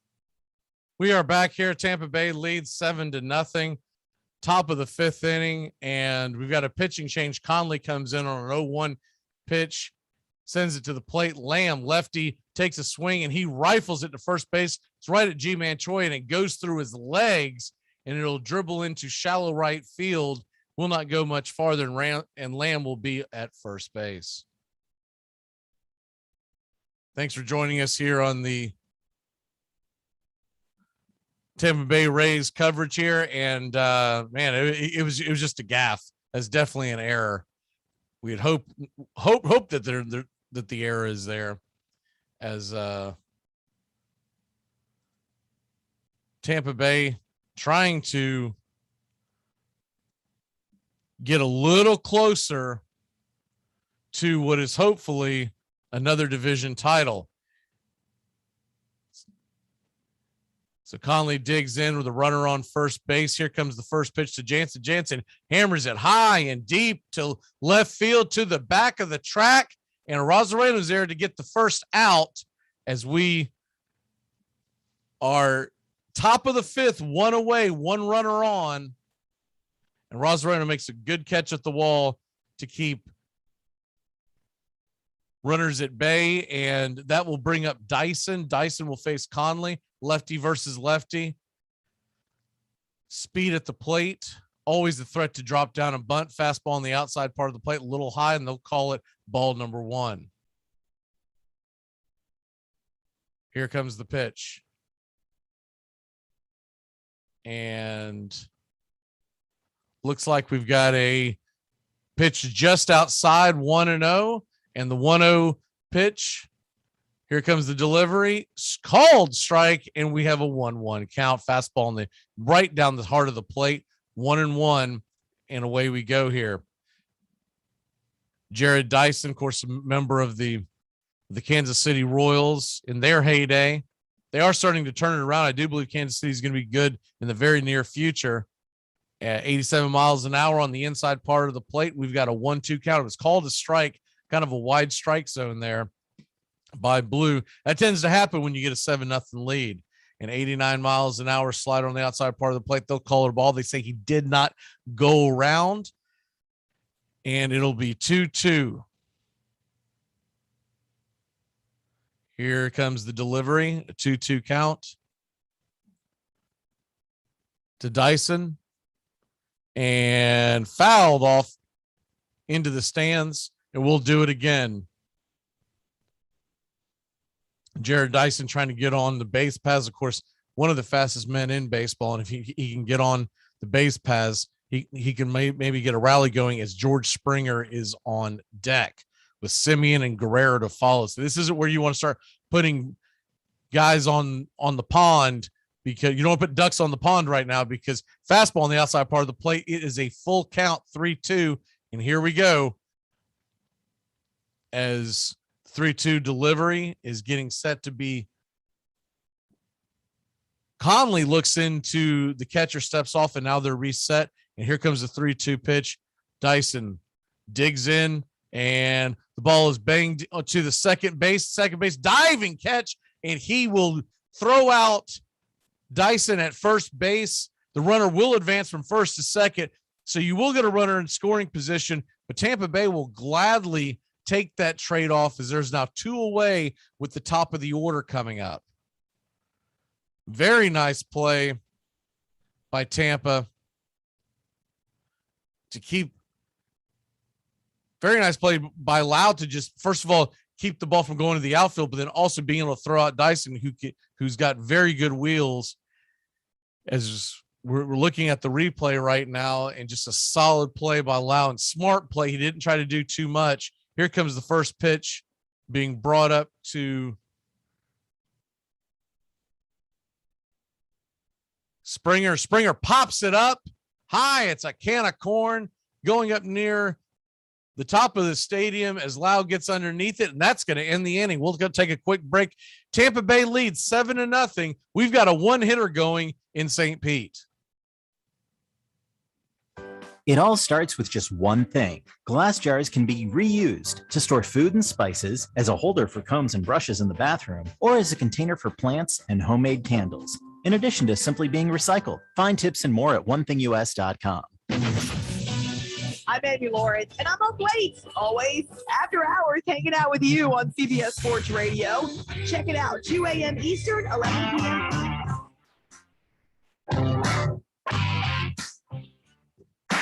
Get your Sunday football morning started off right with the Handicappers on Armchair Quarterbacks YouTube, 10 a.m. Eastern to noon Eastern. Your Sunday morning kickoff show where we tackle your NFL lines out in the desert. A 61.2% win rate over the last 6 years.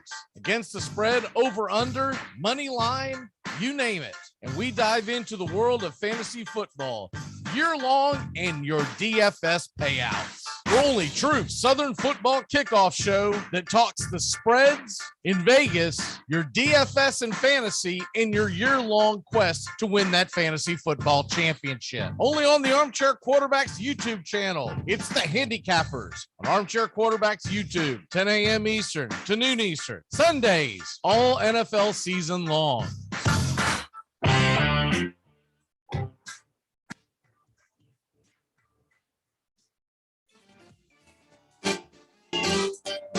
The Armchair Quarterbacks on YouTube Live, covering the AFC South and NFC South along with the rest of the NFL.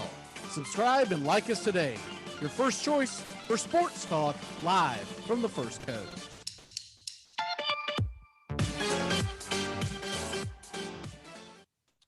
We are back here in Tampa as the Rays are up 7-0. We head to the bottom of the fifth inning. Let's keep the good times rolling as the Blue Jays will send Castro back out to the mound through 4 pitches in the, or actually 3 pitches in the bottom of the fourth. And here's the first pitch, and it starts off with a ball outside. Kiermaier digs in 0 for 2 on the day. See if he can get on and get something going here. 94 miles an hour up in the zone. He fouls it back. It's quickly 1-1. Tampa Bay leading 7-0. 6 games in front of Boston in the AL East race. And Toronto, if they lose this, they will go to a tie with the New York Yankees for the final wild card spot. It's not what you want. And here comes the pitch. It is, looks like an off-speed pitch on the inside part of the plate, and it is banged into the ground right at the first baseman, Vladimir Guerrero Jr. He has no problems with it, and there is 1 away. New York Yankees will play tonight at 7:05 Eastern, and they will take on the Texas Rangers. It's Taylor Hearn versus Corey Kluber. So if you're a Blue Jays fan, you got to be concerned about that. And if you're trying to catch the Red Sox, that's going to be the ESPN night game, Mets versus Red Sox, Taijuan Walker versus Chris Sale. So you don't like your chances there. Taijuan Walker's been getting hammered here recently. Great start to the season.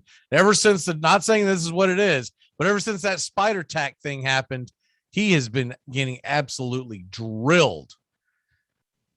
That's going to bring Mejia up to the plate, the switch hitting catcher, 2 for 2 on the day. And the first pitch is a called strike, 0-1, as Castro gets the sign from the catcher, and we get set for his delivery.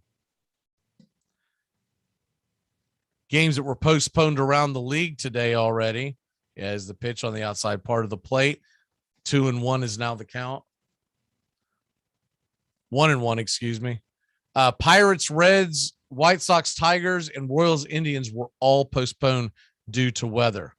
The Pirates and Reds looks like they're going to try to make it up on September 27th, and which would be Monday. Fastball inside, almost hits Mejia, 95 miles an hour. Now we've got a 2-1 count. And they're also saying that it looks like Royals and Indians will try to make it up on the 27th as well. That is not really a concern at all, as well as the White Sox and Tigers. All those games, except for the Reds game, really may much be due about nothing.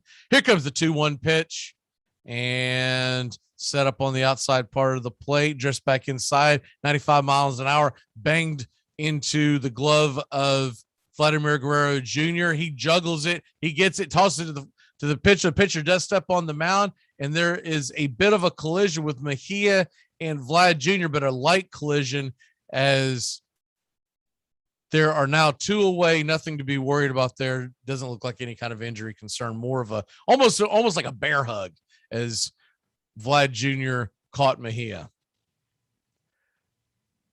Bottom of the fifth, 7-0 your score. Tampa Bay leading the Toronto Blue Jays.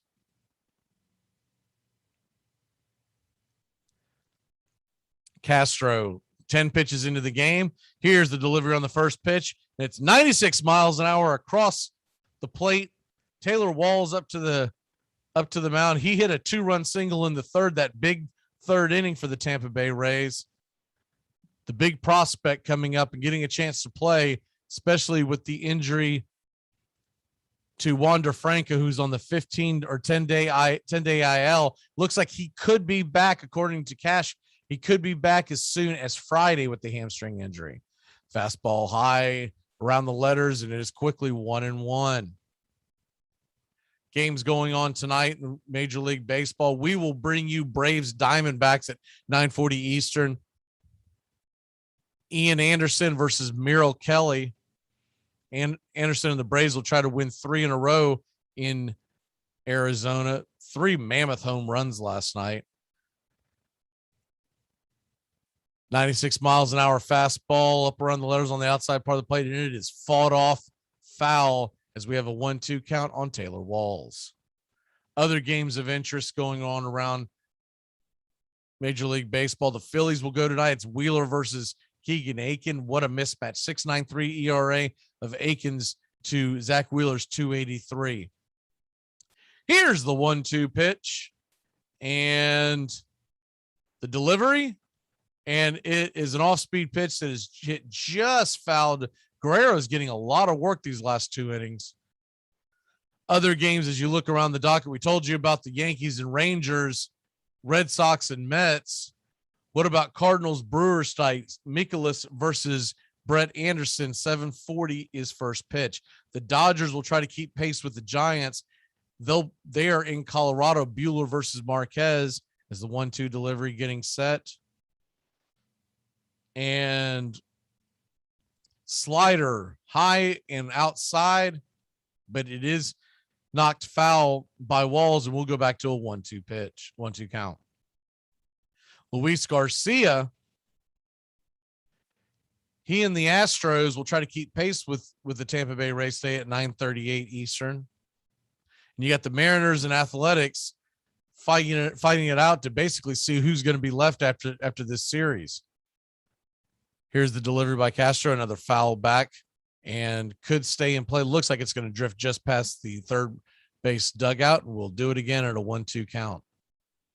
Giants and Padres again. Scott Kazmir, remember him? He is on the mound for the Giants. They continue to find guys that were put in the scrap pile and put them back out there and see what they can do with them. Padres are doing the same thing, but they're not having much success. They'll send Vincent Velasquez to the mound with a 6.09 ERA.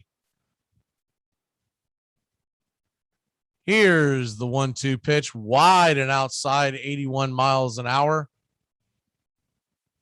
And we got a 2-2 count with Brandon Lau getting ready on the on-deck circle if he can get on. 2-2 pitch is delivered. It's hit up in the high sky, past the third base into foul territory, and it looks like it is going to be corralled by the third baseman. The Blue Jays are out of the inning. It's 7-0 Toronto. 7-0 Tampa over Toronto, excuse me, as Toronto will come to the plate heading to the top of the 6th.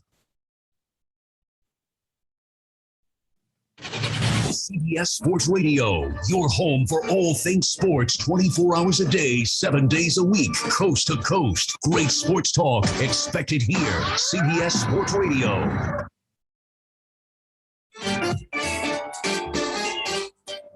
Armchair Quarterbacks on YouTube Live. We cover Braves baseball, Red Sox, Yankees, Rays, Cubs and Cardinals, and the rest of Major League Baseball every day. Subscribe and like us today. Your first choice for sports talk live from the First Coast.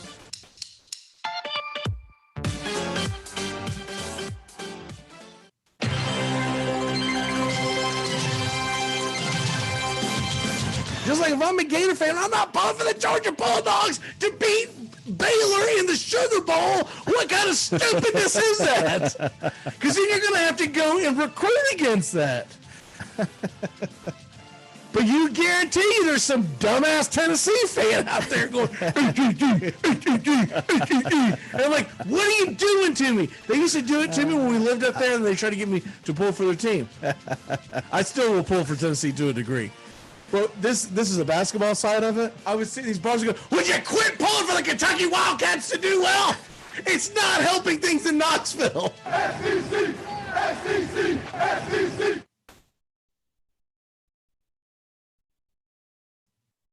We are back here with Rays baseball, and programming reminder, we'll be back tonight as Atlanta Braves are in Arizona, 9:40 first pitch. If you do listen to our morning show, we will not do a morning show tomorrow because of the doubleheader tonight, and we're bringing you Atlanta Braves baseball tomorrow afternoon. So too much on the the burners, so to speak. So we're going to take Thursday morning off, and we will be back with our normal Friday morning wake up show. We'll be talking a lot of college football. Here comes the first pitch. Conley did stay in the game, and Simeon sets up on a 1-0 pitch, and it is called a ball. So we will start off here. It is now on the delivery, same type of frisbee slider by Conley, and it is out of the strike zone. We've got a 2-0 count as Conley's working quickly against Simeon. Rays up 7-0, and fastball fought off by Simeon, out of play, 95 miles an hour, and we got a 2-1 count. Tampa Bay Rays with that 7-0 lead. And here's the delivery, shot up the middle, and luckily Lau standing right there ready to corral it in, shot up the middle between the pitcher's legs. He gets the ball and he throws it to first, and there is one away. The shift is what got Simeon. He was trying to go the other way. There was a huge gap in between second and first as they were playing for a major shift. He was trying to get on, but just hit it just a little bit to his left. And there's one away as Vladimir Guerrero Jr., your AL MVP. I'll say right now, most people have him hitting as the second.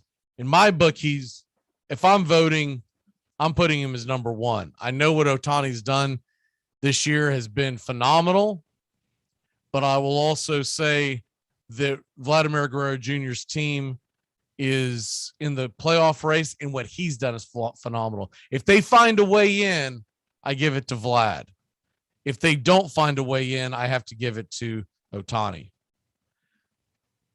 0-1 pitch is high and outside, and we got a 1-1 count here to Vladimir Guerrero Jr. as Conley working fast, getting the sign, and hard throwing lefty, 96 miles an hour on the outside part of the plate. And quickly it is 1-2 as Vlad trying to make contact with that. If he does, it's going to go a long, long way. Here we go here for 1-2 count, and Vladimir Guerrero Jr. digs in and he rifles it down the third base line. That ball's going to roll for a while. It is fair, and Vlad's going to cruise into second base with a 1-out double. Vladimir Guerrero Jr. just having one heck of a night at this point. One heck of a season at this point. Gets a fastball on the inside part, and he's able to fight it off and just absolutely smash it over the head of the diving third baseman. It was a two-hopper and just had so much English on it. It went flying into the left field wall, rolled around there, and a little more speed, and Vlad's probably standing on third, but we all know that's not much of an issue, right? Vlad's a lot of things, but fleet of foot is not one of them. One of the better hitters in all of baseball, but won't be getting any stolen base titles anytime soon. All right, we've got Bichette up, runner on second base. 0-1 is the count. Bichette is 0 for 2 with 2 strikeouts, trying to get something going here for the Toronto Blue Jays. And Toronto trying to get back in this game. Here comes the 0-1 pitch. Fastball on the outside part, 96 miles an hour, swung on and missed, and quickly 0-2. Bichette, righty versus lefty in this matchup. If Bichette is able to get on here, we're going to have Teoscar Hernandez coming up. You wonder if they'll go to the pen. Here comes the 0-2 pitch. And four-seam fastball rifled into right field as it's corralled by Diaz. Vlad will go station to station, second to third, will not try to risk it down 7 runs. Really no point in it. His run at this point doesn't mean a whole lot. So you get first and third, 1 out, and that will bring Hernandez up to the plate, hitting .302 on the year.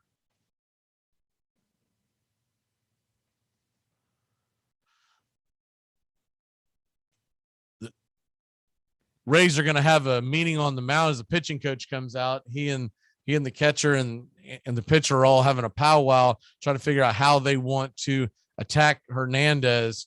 Hernandez is coming up to the plate. Gurriel and Lamb will follow. Now, Gurriel is a righty. Hernandez is a righty. Lamb is a lefty, but you don't really have anywhere to put them on. So you're going to have to face one of them. The conversation is probably, do you want to face Hernandez or do you want to face Gurriel? Both of them hard-hitting right-handed hitters. It's kind of pick your poison at this point. Hernandez steps in. He's got a .302 average, 229 home runs on the season, 108 RBIs. You'd say he's a little bit better of a hitter than Gurriel, but it really is a fine line. Gurriel's got 21 home runs and a .285 batting average. Here's the delivery and the first pitch.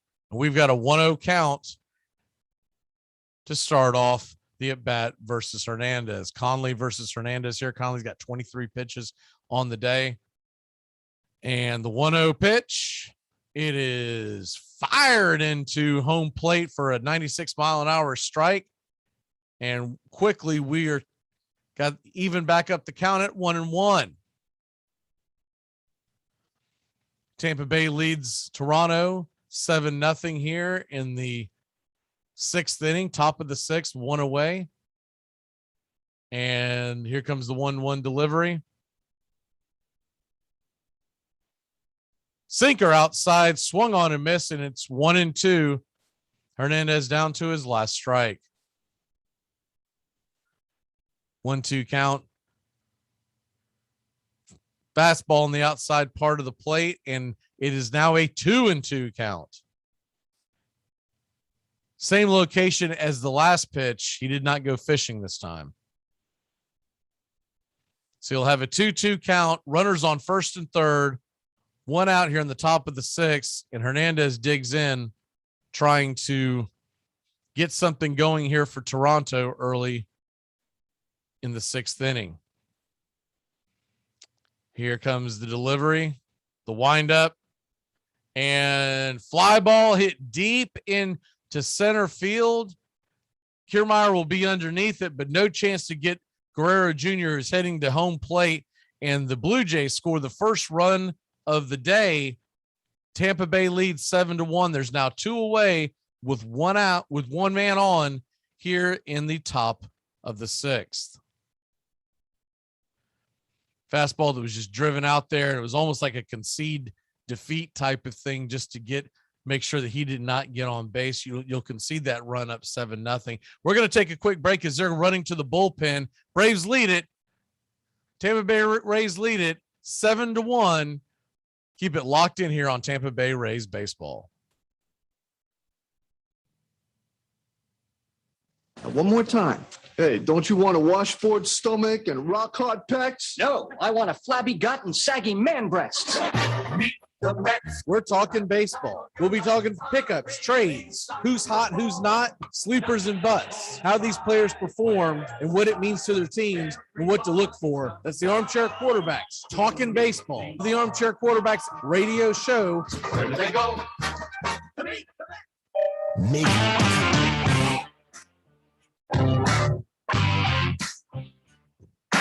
Get your Sunday football morning started off right with the Handicappers on Armchair Quarterbacks YouTube, 10 a.m. Eastern to noon Eastern. Your Sunday morning kickoff show where we tackle your NFL lines out in the desert, a 61.2% win rate over the last 6 years. Against the spread, over, under, money line, you name it. And we dive into the world of fantasy football year long and your DFS payouts. Your only true Southern football kickoff show that talks the spreads in Vegas, your DFS and fantasy, in your year-long quest to win that fantasy football championship. Only on the Armchair Quarterbacks YouTube channel. It's the Handicappers on Armchair Quarterbacks YouTube, 10 a.m. Eastern to noon Eastern. Sundays, all NFL season long.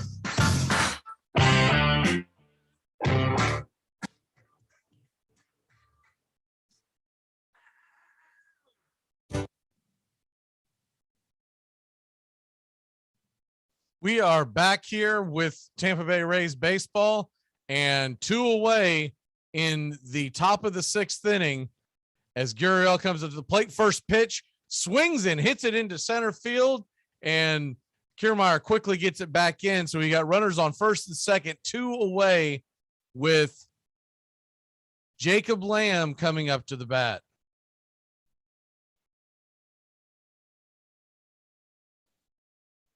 Lamb, of course, was originally with the Arizona organization. He signed with the Braves in the preseason and did not make the rosters, kind of bounced around a little bit, and he's found his way into Toronto. Lefty versus righty matchup here as the left-handed hitting Lamb digs in. And here comes the pitch. 94 miles an hour low. And we have a 1-0 count.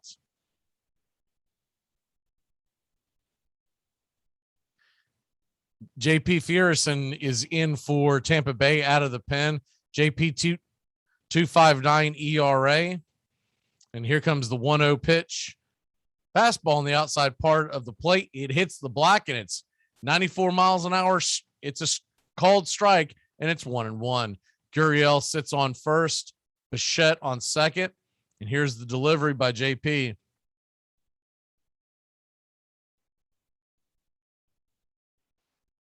JP fires in 94 miles an hour, swung on, and is foul tipped. It'll be 1-2 here. Tampa Bay leads it 7-1, top of 6. Jake Lamb trying to get something going here for the Toronto Blue Jays offense.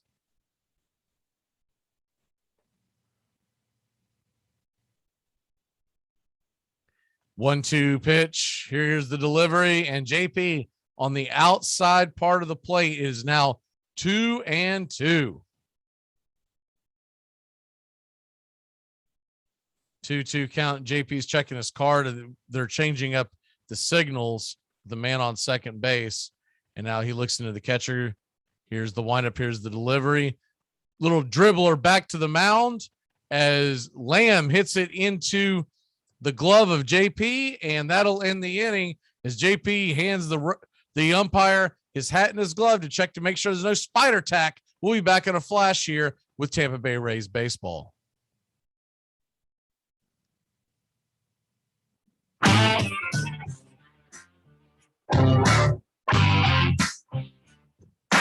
Get your Sunday football morning started off right with the Handicappers on Armchair Quarterbacks YouTube, 10 a.m. Eastern to noon Eastern. Your Sunday morning kickoff show where we tackle your NFL lines out in the desert, a 61.2% win rate over the last 6 years. Against the spread, over, under, money line, you name it. And we dive into the world of fantasy football year-long and your DFS payouts. Your only true Southern football kickoff show that talks the spreads in Vegas, your DFS and fantasy, in your year-long quest to win that fantasy football championship. Only on the Armchair Quarterbacks YouTube channel. It's the Handicappers on Armchair Quarterbacks YouTube, 10 a.m. Eastern to noon Eastern. Sundays, all NFL season long.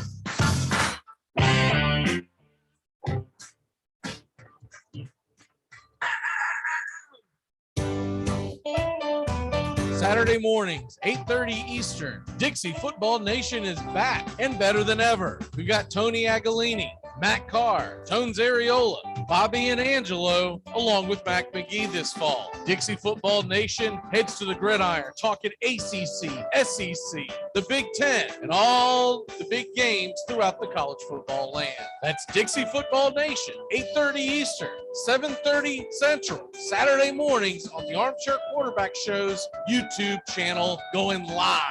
Or catch the instant replay. This portion of the show is being brought to you by Ed's Almost Good Beer. Remember, Ed's Almost Good Beer was brewed in God's country when God wasn't looking.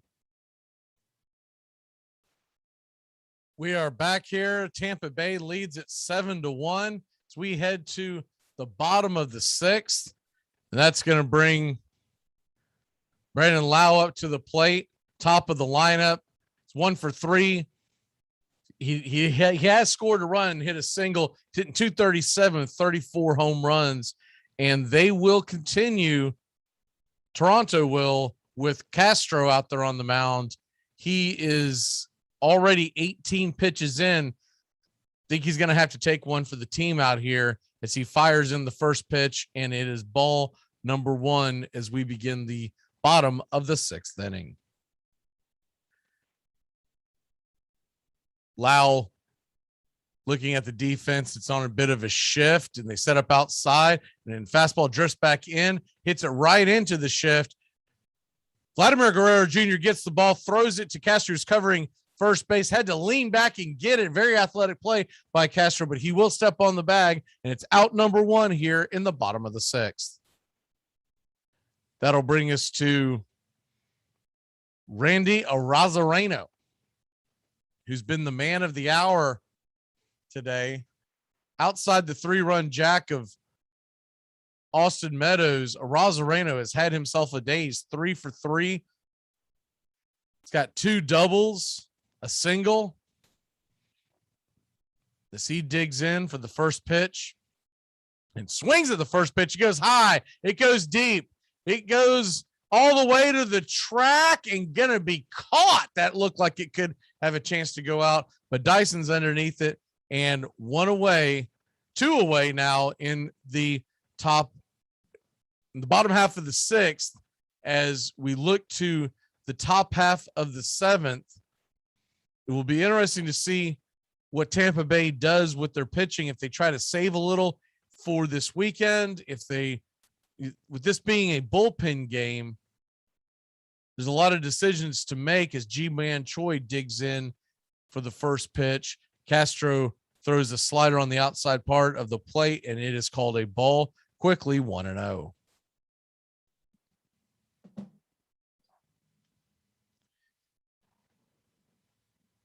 Castro, 22 pitches on his pitch count, trying to get through an inning or 2 more. They do have a lefty working up in the bullpen for Toronto. If he does get in any kind of trouble, 1-0 pitch banged hard into the ground and foul, and we've got a 1-1 count for Ji-Man Choi. Choi 0 for 1 on the day, does have 2 walks. Looked like he had been hit by a pitch last time up, but they reviewed it and realized that it had hit the barrel or the handle, the bottom handle of his bat. 95 miles an hour fired into Choi, and he fouls it back. It's now 1-2 on the count. No other games going on today right now in Major League Baseball. As 3 games have been postponed because of weather, rain all throughout the country. Of course, Tampa Bay doesn't have that issue because of the dome. Here comes the pitch and the delivery. Swung on strike 3, and that'll end the inning. Choi goes down on strikes, and Castro gets out of the bottom of the 6th. We will head to the 7th with the Rays leading the Jays 7-1. I might audible. How audible I'll use. Red Polly, Red Polly. Blue Poncho, Blue Poncho. Dilly Dilly. Rambo! Rambo! Give me Kershaw here, Kershaw! You're listening to the Armchair Quarterbacks on CBS Sports Radio. Chop, Japan! Richmond, New York! Richmond, Florida! Sally, Buffalo! Check! Hey, Short Ox! Ludo Raiders! Omaha! You'll do anything to stay healthy. So isn't it time to think about your water? Aquasana water filters remove contaminants other filters don't, like lead, bacteria, viruses, and pesticides. Up to 99% of 88 contaminants, while leaving vital minerals you need like potassium, calcium, and magnesium. Visit waterfilter.com now and use promo code RADIO to get 50% off. That's waterfilter.com, promo code RADIO for pure, delicious water and the ultimate peace of mind. Aquasana, better water, better you. I'm Amy Lawrence, and I'm up late, always, after hours, hanging out with you on CBS Sports Radio. Check it out, 2 a.m. Eastern, 11 p.m. Pacific. It all starts with just one thing. Get to know your local beekeeper. You can make sure they don't use chemicals in the hive, that they only sell surplus honey, plus locally produced honeys have a smaller carbon footprint. Find tips and more at onethingus.com. What's your one thing?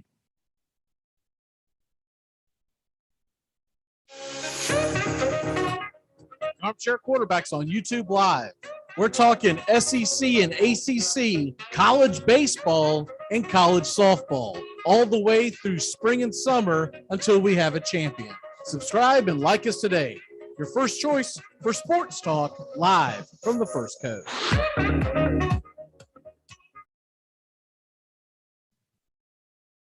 Okay, we are back in Tampa Bay. If they can win, hold on for the W right here as they lead 7-1 heading into the top of the seventh. Tampa Bay would extend to a 3-game lead over the Astros for the AL best record.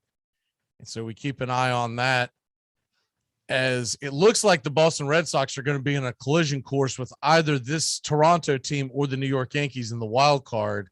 I've said for years that I believe if the Yankees and Red Sox will play in a 1-game wild card, we'll never see it again, because Major League Baseball will see how dopey it is to lose one of those major markets in just one game. Yes, you'll have great audience for that first game, for that one game, but you'll wish there was a 3-game set. All right, we begin the top of the seventh, and JP fires into Jansen, and 0-1 is the count that he sets up for the second pitch of the inning, and fouled back, and it's quickly 0-2. Jansen going up against JP as they're trying to get another inning out of JP, as he's 9 pitches into the outing, and Jansen digs in on the 0-2 count. Fastball banged over into third base, and it is corralled, and G-Man Choi makes the play. We've got one away here in the top of the seventh.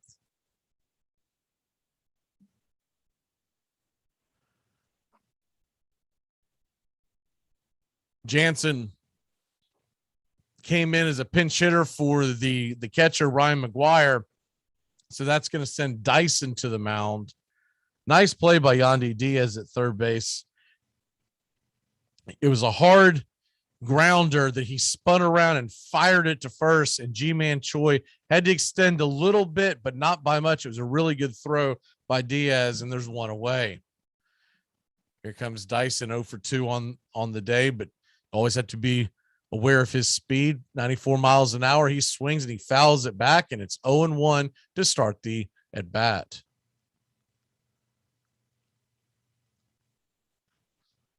Dyson 0 for 2 with a line out and a ground out. I've expected to see him drop a bunt here, but he has yet to do that today. Blazing speed. Why these guys with blazing speed do not learn the art form better of dropping bunts, I will never understand that. Varsho of Arizona had that on display last night, dropped 2 credible bunts against Atlanta, and really put a lot of stress on the defense. JP fires in the 1-1 pitch, and it's low, and it's going to be ball 2, 2-1 on Dyson. JP looks in for the signal from the catcher, and he is setting up on the center of the plate, fastball inside, 94 miles an hour. We now have a 3-1 2-1 count, and you don't want to put Dyson on. So not as worrisome with a 7-1 lead, but you still have to be worried about his speed. Anything that gets in the gap is going to be a run. Probably won't be trying to steal down 7-1. And fastball low, but it's ball number 4. Dyson gets a free pass, and here we go, top of the order. And this is not what you want. You don't want a guy on with George Springer, Semien, Vladimir Guerrero, Bichette. They're all heading up to the plate. Wonder how short of a leash JP will have out here. Rays lead 7-1. You can't imagine that they'll let them squander this away. He's going to try to keep Dyson close. Here comes the first pitch to George Springer, and he hanks a mighty cut. Just misses that as he fouls it back to the screen. And it's 0-1. Springer's 0 for 3 on the day. Line out, fly out, and pop out.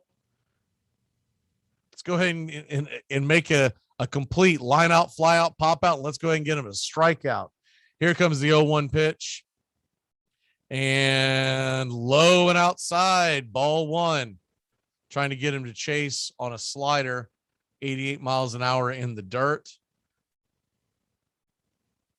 Could have been argued for possibly a strike, but I think it was out of the zone. When they look at the pitch cast here, they're showing it in the strike zone, but I'm not really buying that. Here's the 1-1 pitch. That one is definitely out of the zone as it skips in the dirt, and we now have a 2-1 count. George Springer sitting dead red here. 2-1 count, runner on first. You got one away here at the top of the 7th inning.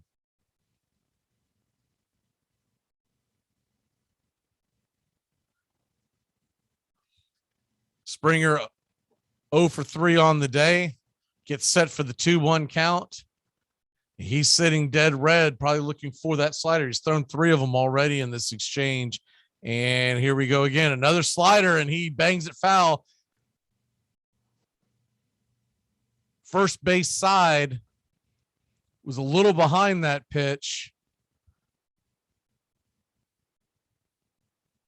And JP now has a 2-2 count on Springer. One man on. Here comes the delivery. Looks like we got a slider, and a Springer swings at it, and it is a can of corn off the shelf in the shallow part of the infield, and Diaz corrals it. Springer went to his knees trying to make contact, and it was an easy out as Diaz makes easy work of that. And we got 2 away, top of the 7th inning, with Marcus Semien and his 41 home runs and 97 RBI coming to the plate.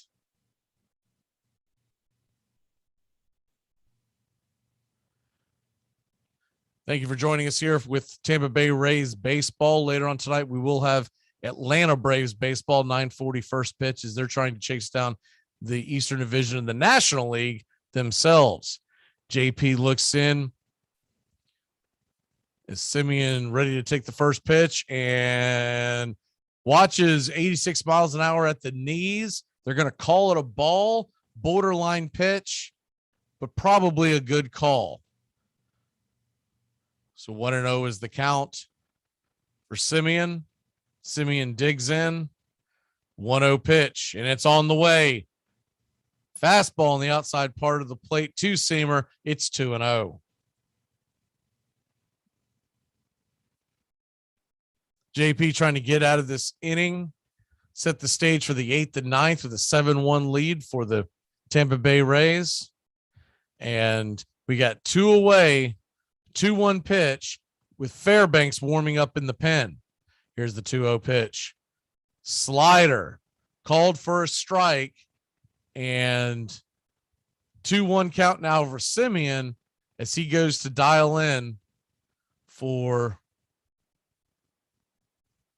a 2-1 count on Semien. They fire it in there for a slider, and it is now a 2-2 pitch as Semien was caught looking. So 2-2 count. Simeon's eyes bulged up. He thinks he thought that pitch was inside. I believe that was actually a fair call. There's been some questionable ones today, but that looked like a strike. But he had that look like, are you serious? And here comes the 2-2 pitch. And right outside the zone, they're saying Simeon went around. Simeon does not agree. And the inning is over. We'll be back in a flash. Tampa Bay 7-1 as we head to the bottom of the seventh for the seventh inning stretch. Here we go. It all starts with just one thing. Glass jars can be reused to store food and spices, as a holder for combs and brushes in the bathroom, or as a container for plants and homemade candles, in addition to simply being recycled. Find tips and more at onethingus.com. Screen pass to Trayshawn DeAndre on the right side. He dodges Crushman, makes his way to the end zone. Touchdown! But wait a second. I think there's a flag on the play.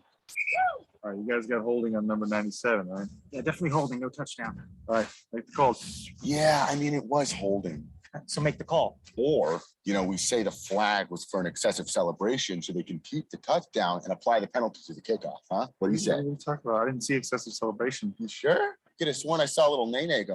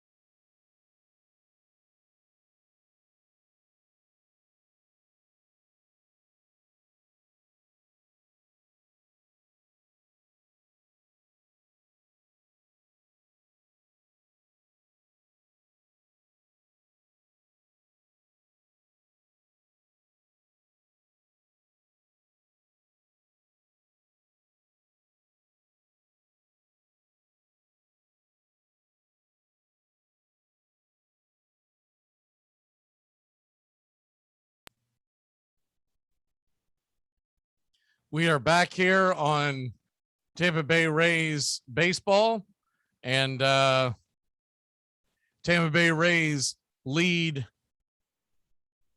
7-1 in the bottom of the seventh inning. Yandy Diaz is coming up to the plate. He's going to be facing Baruki as he's coming out of the pen, and first pitch swinging, and he slams it back into center field. And we've got a rally going. Yandy Diaz sitting on first base, nobody out. Bottom of the seventh inning.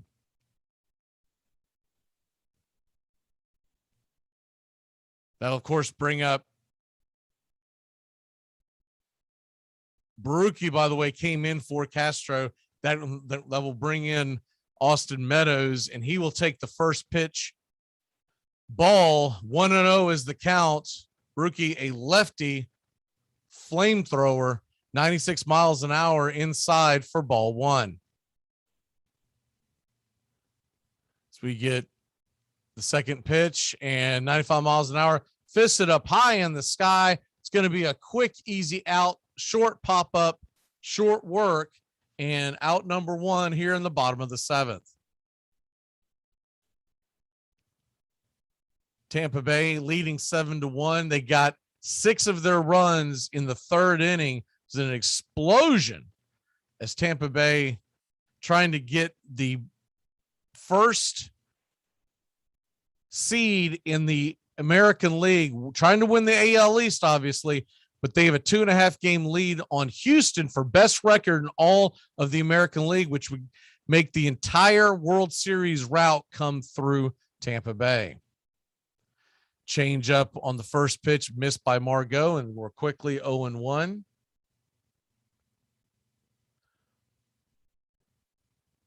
Margot came out of his shoes on that swing to the point where he had to walk all the way around the home plate umpire to get back into the box. And he's putting spray on his bat. I don't know if that had anything to do with anything. He swung and missed that ball by about 3 inches. He's putting spray on his bat like it's got something to do with it. But anyways, might want to check that bat for holes more than the stickiness. 97 miles an hour on the inside part, and it's 1-1. Runner on first, 1 away, bottom of the 7th inning. You're listening to Tampa Bay Rays baseball. We'll be bringing you Atlanta Braves baseball tonight at 9:30 Eastern. First pitch is 9:40. So we'll come on the air a little early, but if you haven't listened to our broadcast before, it's dead air until first pitch. So we'll come on just a little early, just kind of set the stage, and then as soon as first pitch hits, it's away we go. All right. Margot, 1 for 3, takes ball number 2 here, and he's worked the count to 2-1. So he's trying to get something going here in the bottom of the 7th. Don't want to just rest on that 6-run lead because Toronto is one of the most powerful offenses in all of baseball. I like to keep some pressure on them. Here's the pitch. Fouled and pulled to the third base side, and we'll have a 2-2 count when we reset here as 3-run homer earlier today by Austin Meadows has been the big difference. Ground ball to shortstop. He flips it over to second. Going to be an easy tailor-made double play. And we'll head to the top of the 8th inning. Tampa Bay 7, Toronto 1. You're listening to Rays Baseball. At Shell, we know from the time you get up to the time you wrap up, Good night. there's a lot of meetups, eat-ups, and hurry-ups. So come to Shell and get 3 things done at once. Fill up with Shell V Power Nitro Plus to help keep your engine running like new. Save up with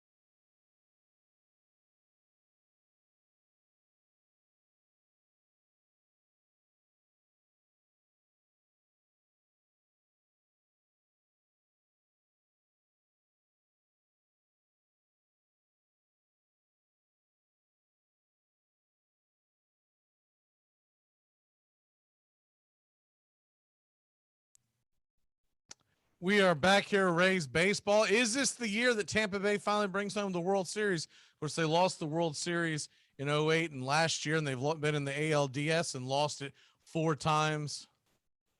And Tampa Bay heads to the top of the 8th inning against Toronto, up 7-1. And Pete Fairbanks comes in, the fireballer, 39 innings pitched, 51 strikeouts, 18 walks with a 2.42 batting average against 3.89 ERA. Of course, he had some big moments last year as well. The babyface right-hander fires it in 97 miles an hour on the black, has Vladimir Jr. caught looking. He's looking back at the umpire. He's like, "Are you serious?" He says, "I'm serious. It's strike number 1." 323 on the year, 46 home runs. And here comes the 0-1 pitch as he double checks the sign with the catcher. And here's the delivery. Rocks it and rolls it 98 miles an hour up around the chest, outside the zone. It's 1-1. Tampa Bay leads 7-1, top of 8, no outs. And Vladimir leads it off 98 miles an hour was the last pitch as Vlad sits in, sitting dead red, and we'll see where Fairbanks is going. He throws high and inside, 96.7 miles an hour. That's ball 2. Vlad looking for his 47th home run of the year, put more pressure on Shohei Ohtani as they're coming in the stretch for the home run title. Vlad's also chasing the American League Triple Crown. Last done, of course, by Miguel Cabrera just a few years ago. Vlad Jr. 2 for 3 on the day. And the 2-1 pitch. 97 miles an hour in on the hands. Vlad was able to get around and fight it off foul. And it is now 2-2. Vlad kind of walks back there and talks to the ump for a second, wanting to know if that was a foul or not. And he kind of nods his head like, yeah, I guess you should have swung at it, but it was just one strike. So here comes the pitch from Fairbanks, a 2-2 pitch, and low and inside. That's ball number 3. Load the count up. Vlad Jr. tries to get on base, try to get something going here with Bichette on deck. Dante Bichette got power in his own right. Here comes the 3-2 payoff pitch. As Fairbanks comes set, looks in, fires, and looks like they are calling it a ball. Vlad looked like he had offered at it, but they are saying he did not go around. So it's going to be ball number 4. Vlad will go to first. They're showing the replay. Doesn't look like it was a strike. Didn't look like he offered at it. And you've got runner on first, nobody out, with Bichette coming to the plate, the heart of the order for the dangerous Toronto Blue Jays offense. Jake Lamb will follow Hernandez and Gurriel after Bichette. And Bichette takes the first pitch low. Fairbanks kind of nibbling right now, gotten away from his fastball. That's a surefire way to get into trouble here, as it is a 6-run lead. And the 1-0 pitch is Vlad, not much of a threat, especially down 6 to run. So he fires in a fastball, 97 miles an hour across the plate. And we got called first strike, 1-1. Thanks for joining us here this afternoon on Tampa Bay Rays baseball. We'll have the Atlanta Braves tonight at 9:40 first pitch. 1-1 count. Bichette digs in from the right-hand side and fastball high and out of the zone. Ball number 2. 2-1 pitch. We'll set up for Bichette as Fairbanks throwing mid to high 90s and then tries to couple it with the breaking pitch in the mid 80s. It's about a 10-mile-an-hour difference between pitch 1 and pitch 2. That's what you'll predominantly see him throw. Here's fastball down center of the plate, 97 miles an hour at the knees, and we are quickly up to a 2-2 count. Vlad Jr. sitting on first, nobody out,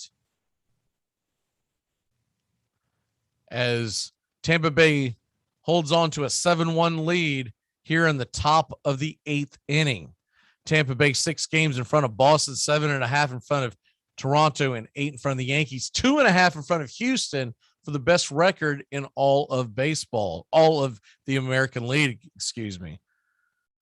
San Francisco and the Dodgers are fighting out for the best record in baseball, and fastball on the outside part of the plate fouled off. It'll be 2-2. Doesn't seem quite fair for the Dodgers and Giants that have the 2 best teams in all of baseball, and whoever doesn't get it, and it may come down to 1 game or maybe even 2, you're going to end up with the team that loses out is going to have to play a 1-game playing game. San Francisco right now leads it by 1 game.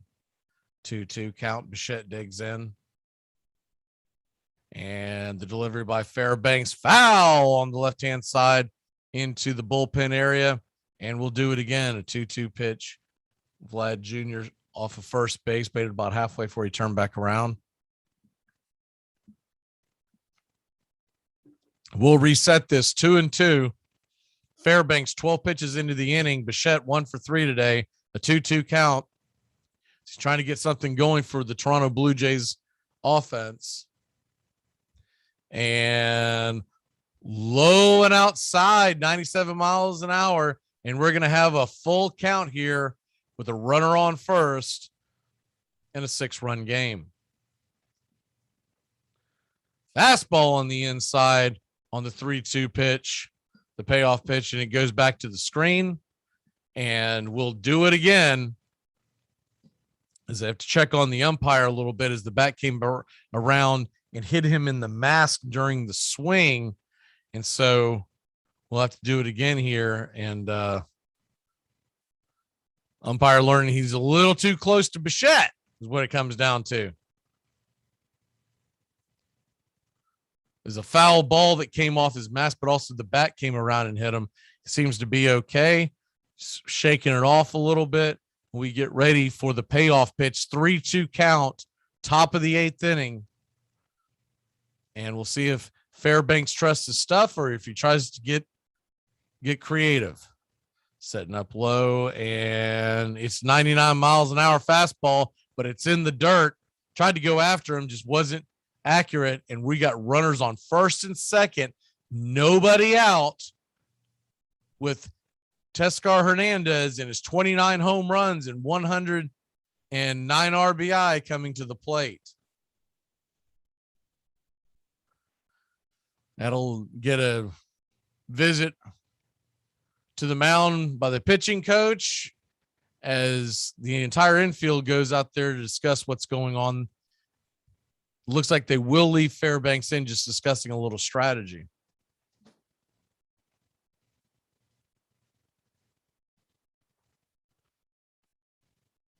Tampa Bay up 7-1, top of 8, nobody out. Runners on first and second. Trying to make out who that is in the bullpen getting warmed up. It's not Anderson. I'm trying to figure out who that is. Almost looks like it could be Yarborough, but he is set to pitch Saturday. So maybe they're thinking he could just be up stretching, getting a long toss in, or they might be flipping the script and going to bring him in here.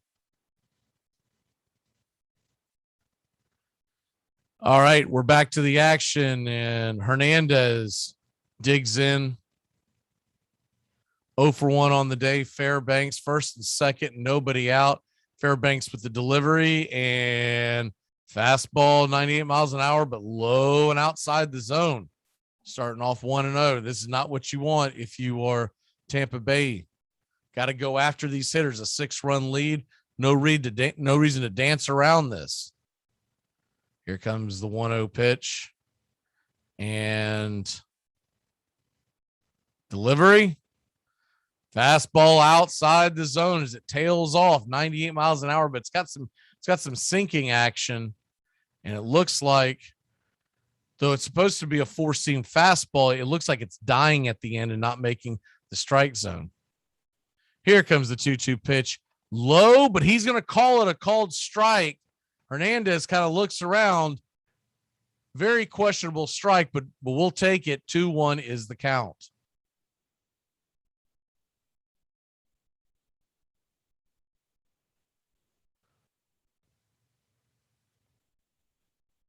Fairbanks looks in. No outs. Top of the 8th inning. 2-1 is the count. Runners on first and second. And 98 miles an hour fired in there for strike number 2. So we got a 2-2 count now. Hernandez gets on. It's Gurriel Lamb following behind. 98 miles an hour at the knees was the last pitch. And so Fairbanks is getting the call from home plate. So he gets set and gets ready here. Here's the pitch.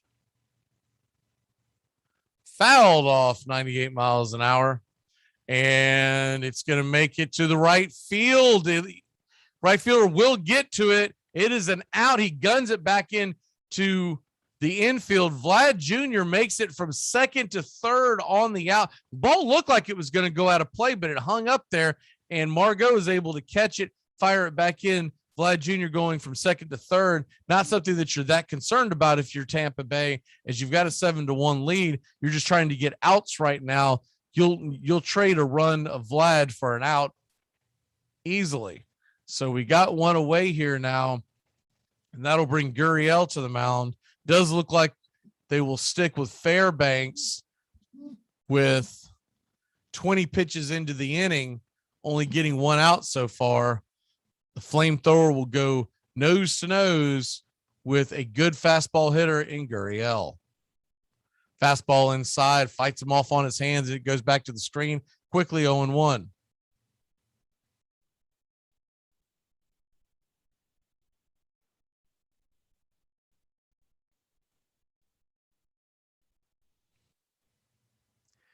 We are top of the 8th inning. Tampa Bay leads 7-1, and Gurriel inherits runners on the corners as he comes to the plate, trying to get something going here. And the 0-1 pitch is on the way. And the steal is on, and Bichette is going to steal second base. No one was paying attention to him at first, so he said, why not? And so you got runners on second and third with one out. A single would score 2. You don't typically see teams try to steal when they're down by this much, but he's trying to stay out of the double play. I'm sure someone out there is shaking their fist about the unwritten rule. I don't really see a problem when you're up or down by only 6. In today's baseball, scores can happen so quickly. You got to be aggressive. Fastball in the inside part of the plate, and Fairbanks takes a 1-2 advantage over Gurriel. Swinging strike as Gurriel trying to get the runners home from second and third with one away. The 1-2 pitch. Fairbanks looks in, gets the sign, gets set. Here's the delivery. So he rocks back and forth, and 99 miles an hour up around the chest, swinging strike, and it's a strikeout. 2 away, top of the 8th, runners on second and third. That will bring the lefty Jake Lamb to bat.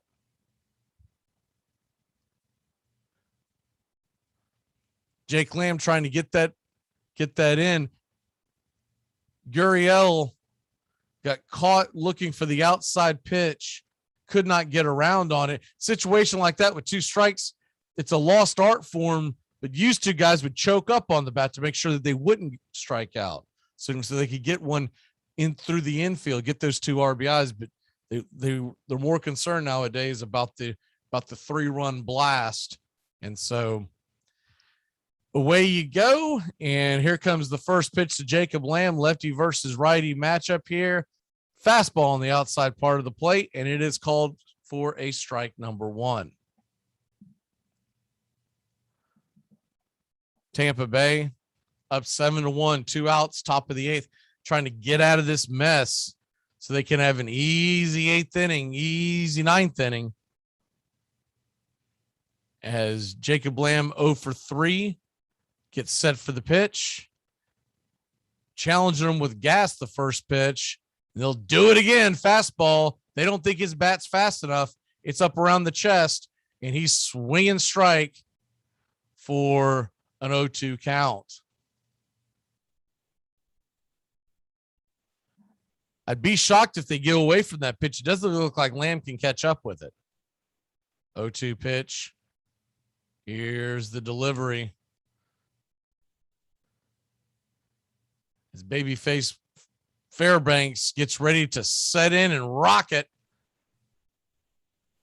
fouled off 97 miles an hour, still way behind on that pitch as it's up in the zone. Got to figure he might go to the well at least one more time with that till he proves that it's not going to work. Blue Jays down 7-1, trying to mount a rally. 0-2 pitch on the way here as the delivery comes in, and it's a fastball high out of the zone, and that's going to take us to a 1-2 count. He had to jump up and grab that. The ball almost went to the screen, which probably would have brought a run in. You don't have the fleetest foot with Vlad Jr., but he's not as slow as he had been in past. He's lost some weight this year, and man, is it shown in his offensive production.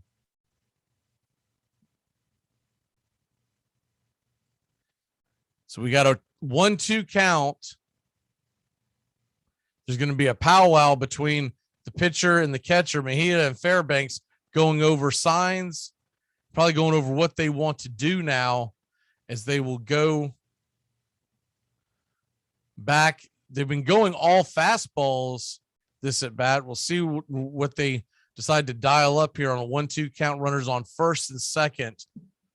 Second and third, 2 outs. A single would score 2 for sure with Bichette on second. And they set up. Here comes the catcher, sets up on the outside part of the plate. Here's Fairbanks getting set. Kind of a deliberate delivery that he has. And here he comes. The delivery. Ball on the way to the plate. Slider in the dirt, strike 3, and we're out of the inning. We head to the bottom of the 8th. Tampa Bay 7, the Toronto Blue Jays 1. You're listening to Tampa Bay Rays Baseball. CBS Sports Flash.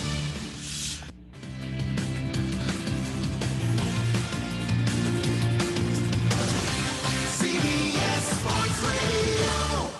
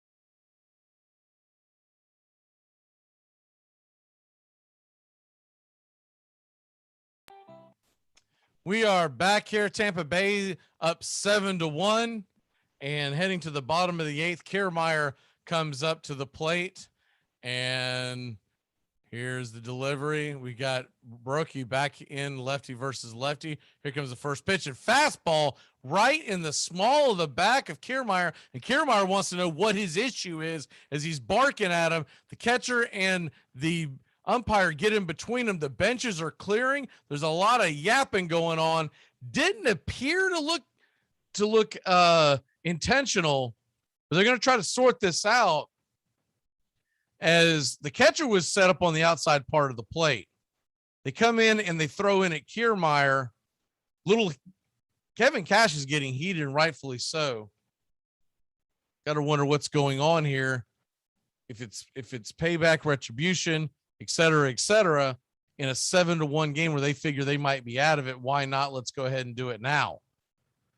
It's the last frame of Rays versus Jays, unless for the 2021 season. And you're looking at what could possibly be. See, the umpires are sorting this out. Now the catcher sets it way outside, but you wonder why the pitcher throws it right in the small of the back. And the one thing I've always learned with this is looking where the pitcher's feet are planted. And he looked like he got wide. So I don't believe it was intentional, but Kiermaier thinks otherwise. And you see the expression on the pitcher's face. He's kind of like sighing, like, I can't believe I just did that. Kiermaier gets mad. The benchers are going to clear regardless. Now, Manoah's out there running his yapper, but we all know he's not going to do anything. They are going to eject Baroki out. So we're going to take a break because they're going to have to give the next pitcher a chance to warm up. They are ejecting him. So we'll go ahead and take that break. We'll be back here in a bit here on the Tampa Bay Rays baseball. Joe West and one of the coaches for Toronto are getting into it. It looks like he's like one steroid shy of a WWE match. This coach for the Toronto Blue Jays. We'll get that sorted out when we come back. We'll be back in a flash here as they go to make a pitching change. They're going to have to give them enough time to reset the pitchers, and we'll see if there's a brouhaha. We'll be back here in a minute on Tampa Bay Rays baseball. Kiss my ass. ACC football covered like no other here on the Armchair Quarterback. Against the blitz. Touchdown, Florida State. Right. Preston scores the touchdown. And now it's Bowden's decision. And he sends Mowry onto the field right away. Danny Cannell is the holder. Mowry. This game is over. A 31-31 tie.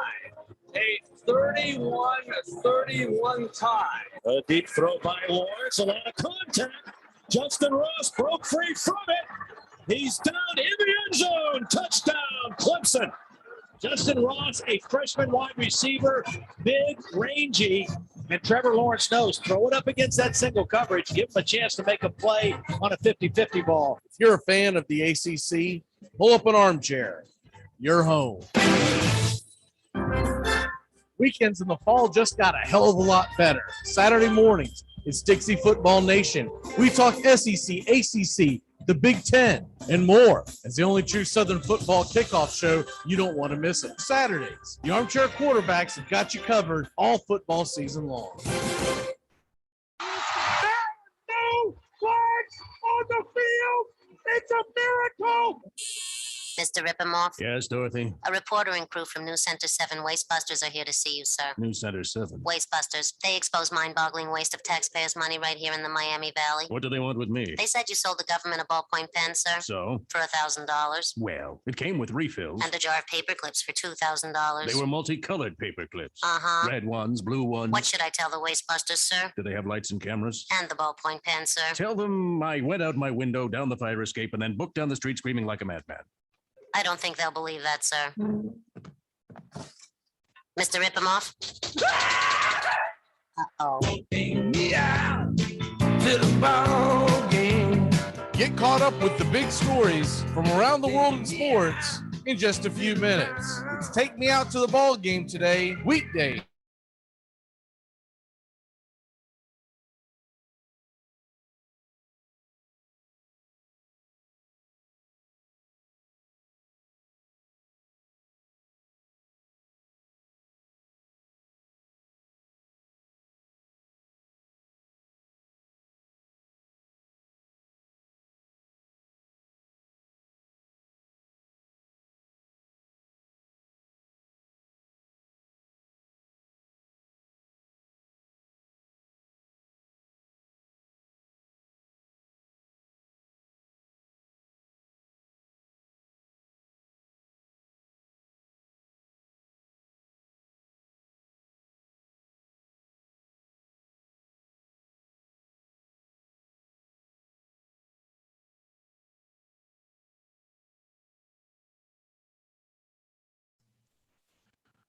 Okay, we are back here with Tampa Bay Rays baseball, and a little bit of a brouhaha brewing as Kiermaier was hit in the back. Now, there were no punches thrown. No one really got in each other's faces realistically. We are going to have to keep an eye on this because he feels like it was intentional. Toronto's saying it's not. But then there's some jawing coming from a couple of guys on the Toronto's bench, including one of their coaches. Looks like it could be the hitting coach, but regardless, makes you wonder if there wasn't much to do about nothing. Why is there so much jawing coming from the other direction? So we'll keep an eye on this as it's a 7-1 game. Now, to reset the stage, 7-1, bottom of the 8th, no out. Kiermaier's on first, and that's going to bring Mejia to the plate. Switch hitting Mejia. They're going to bring Pearson out of the pen to try to finish off this inning. So they had to give him extra time to get ready. Fastball high and inside. Look out. 97 miles an hour. Hard throwing Pearson, and he is a big guy. So makes you wonder what's going on here. Nate Pearson, 7 ERA in just a few outings so far. As they dig in, and the catchers throws a catcher sets up on the outside part of the plate and or kind of goes inside a little bit, makes you wonder if they're going to throw at him. But here he goes setting up outside. Here's the delivery, and it is golfed into deep right field, but just before the warning track, and Hernandez has no problem there. It's out number 1. That'll bring Taylor Walls to the plate. He's 1 for 3 with the 2-run single in the 3rd inning. The big inning for the Rays as they scored 6 runs to really bust this game open in a game in which both teams were coming in with a bullpen game. And we get ready for the first pitch. Pearson looks in. Here's the delivery.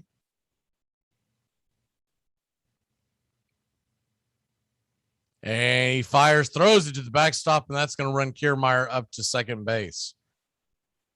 So as it stands right now, if the playoffs started right now, it would be Toronto versus Boston in the wild card game. The winner of that would play Tampa. The White Sox would play the Astros. Over the National League, you'd have the Giants playing the winner of the Cardinals versus the Dodgers, and the Braves would take on the Brewers. It's a lot of fun rivalries there that could come out of this. Mainly, if we get a first round of outside the wild card round, if we get a first round of Dodgers Giants, which is an old rivalry, and then you got the Brewers versus Braves, two cities that have both housed the Braves in the past, and then Tampa Bay against whoever it is from the AL East.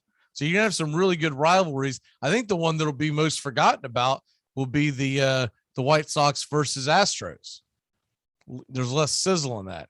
Here comes the 1-1 pitch as Walls gets set, and 97 miles an hour blows it right by him, and we got a 1-2 count. Kiermaier stands on second.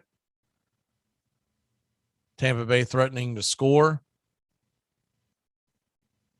Here's the delivery, 97 miles an hour, right past Taylor Walls. And quickly, we've got 2 away with 1 out. 2 outs, I'm sorry. 2 outs, bottom of the 8th inning. Tampa Bay leads it 7-1.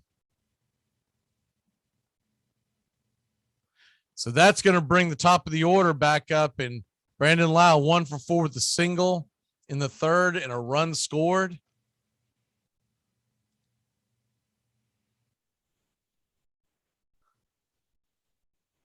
Lau,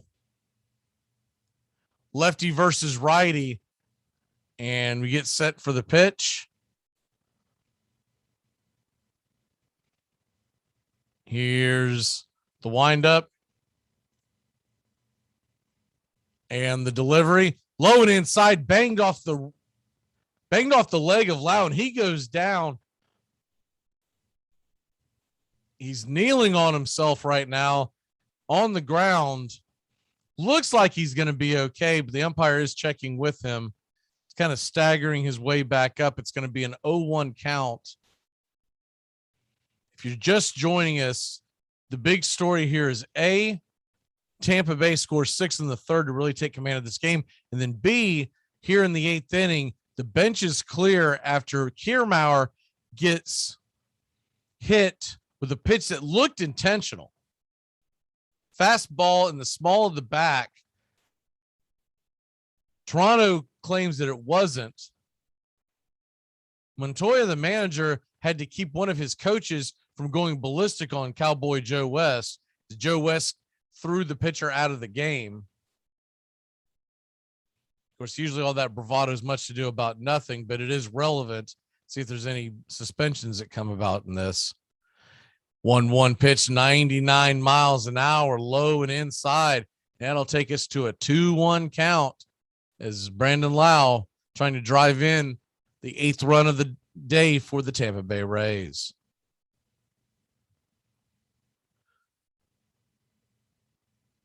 St. Louis and Milwaukee will play later tonight at 7:40 Eastern. The Dodgers will be taking on the Rockies at 8:40.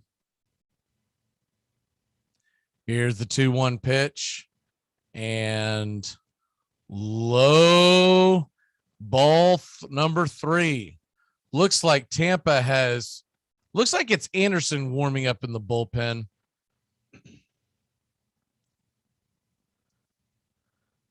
As they get set to try to, it is Nick Anderson, as they try to get set for the 9th inning.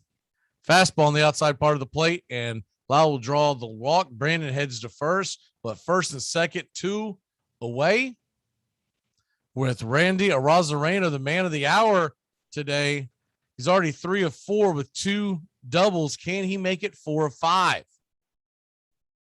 Scored 2 runs, 2 doubles, a single. Now hitting .272 on the year, 19 home runs and 65 RBI.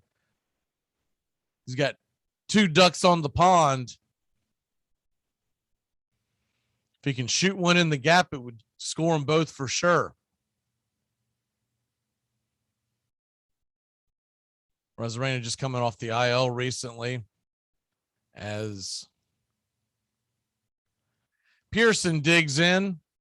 Kind of a deliberate and slow delivery that he sets up with. Big right-hander, and he delivers to the plate, and he wildly throws the ball in off the back of the screen. It caroms about 3 or 4 times right back to the catcher, but not before the 2 runners move up. We got runners on second and third, 2 out, and a 1-0 count to Randy Arazarino. Tell by the look in Randy's eye, he's looking dead red now, wants to shoot something to the outfield. And here comes the pitch, and high and inside, ball 2.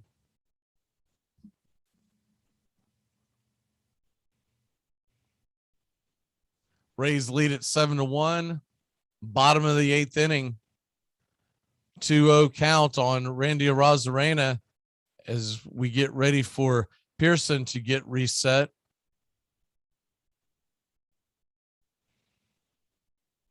And Pearson, big righty, misses for ball number 3. Are they calling that a strike? That looked wildly out of the zone. So I guess they're going to give him a ball. I guess they're going to give it to him. It's going to be a strike, 2-1, and we await the 2-1 pitch now as he gets set, and he fires it in. It's popped up high in foul territory. Looks like Guerrero is going to get underneath it. He corrals it. That's out number 3. We head to the top of the 9th inning. Tampa Bay leads it 7-1.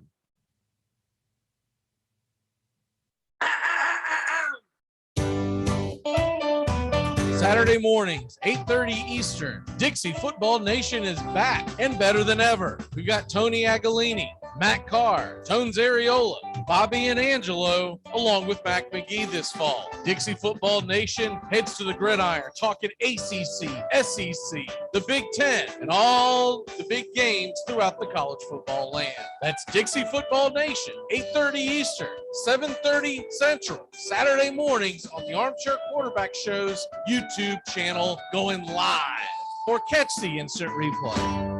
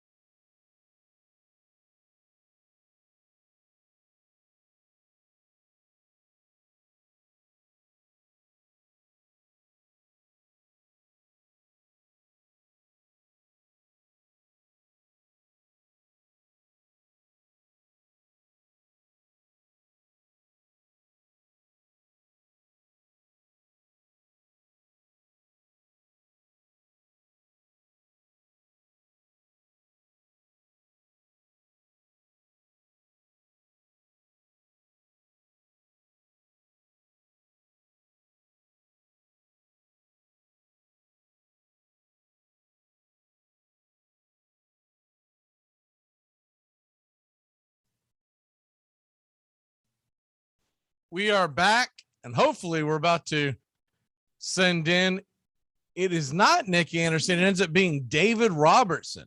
So David Robertson comes out of the pen, could not see his jersey, and Robertson comes in and 6.43 ERA. They're going to give him some work, just 7 innings this year as he's trying to fight back.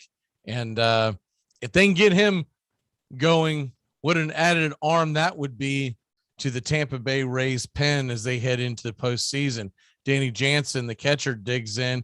He's 0 for 2 after coming in for a pinch hit roll, 211 on the season, and 93 miles an hour fastball called on the inside part of the plate, and it's 0-1.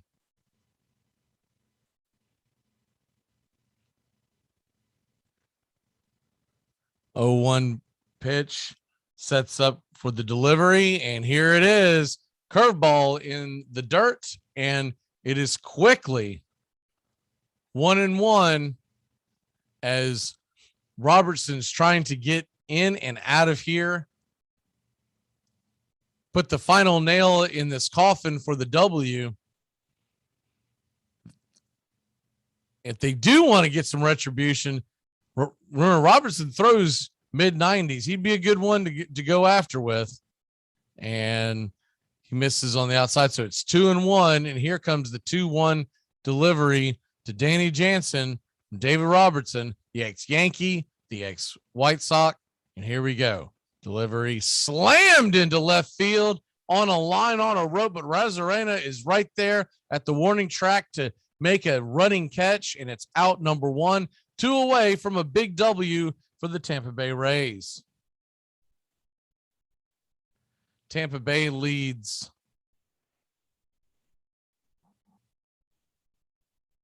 7-1, top of 9, 1 out. Jared Dyson comes to the plate.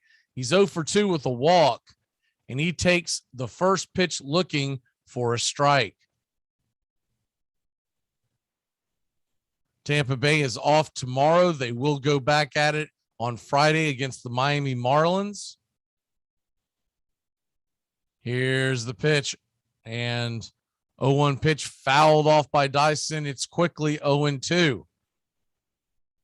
Remember, the Tampa Bay Rays clinch a playoff berth with the win, but that's not what they want. They're looking for not only the division championship, but the best record in the AL to make the entire road to go through to get to the World Series, to make it go through Tampa Bay in the American League. 0-2 pitch. grounded in, banged into the dirt, and it's going to be corralled by short and fired over to first base. 2 outs. Top of the 9th inning. We're 1 out away for the Tampa Bay Rays to have clinched at least a playoff berth for the 2021 season. A team that is constantly second guessed by the media at the beginning of the season. They always go with the Yankees, the Red Sox, you name it. And here we are once again having a chance to clinch at least a playoff berth with a W today. Worst case scenario. And then, of course, eyes on the prize. They could clinch the division as quick as this weekend.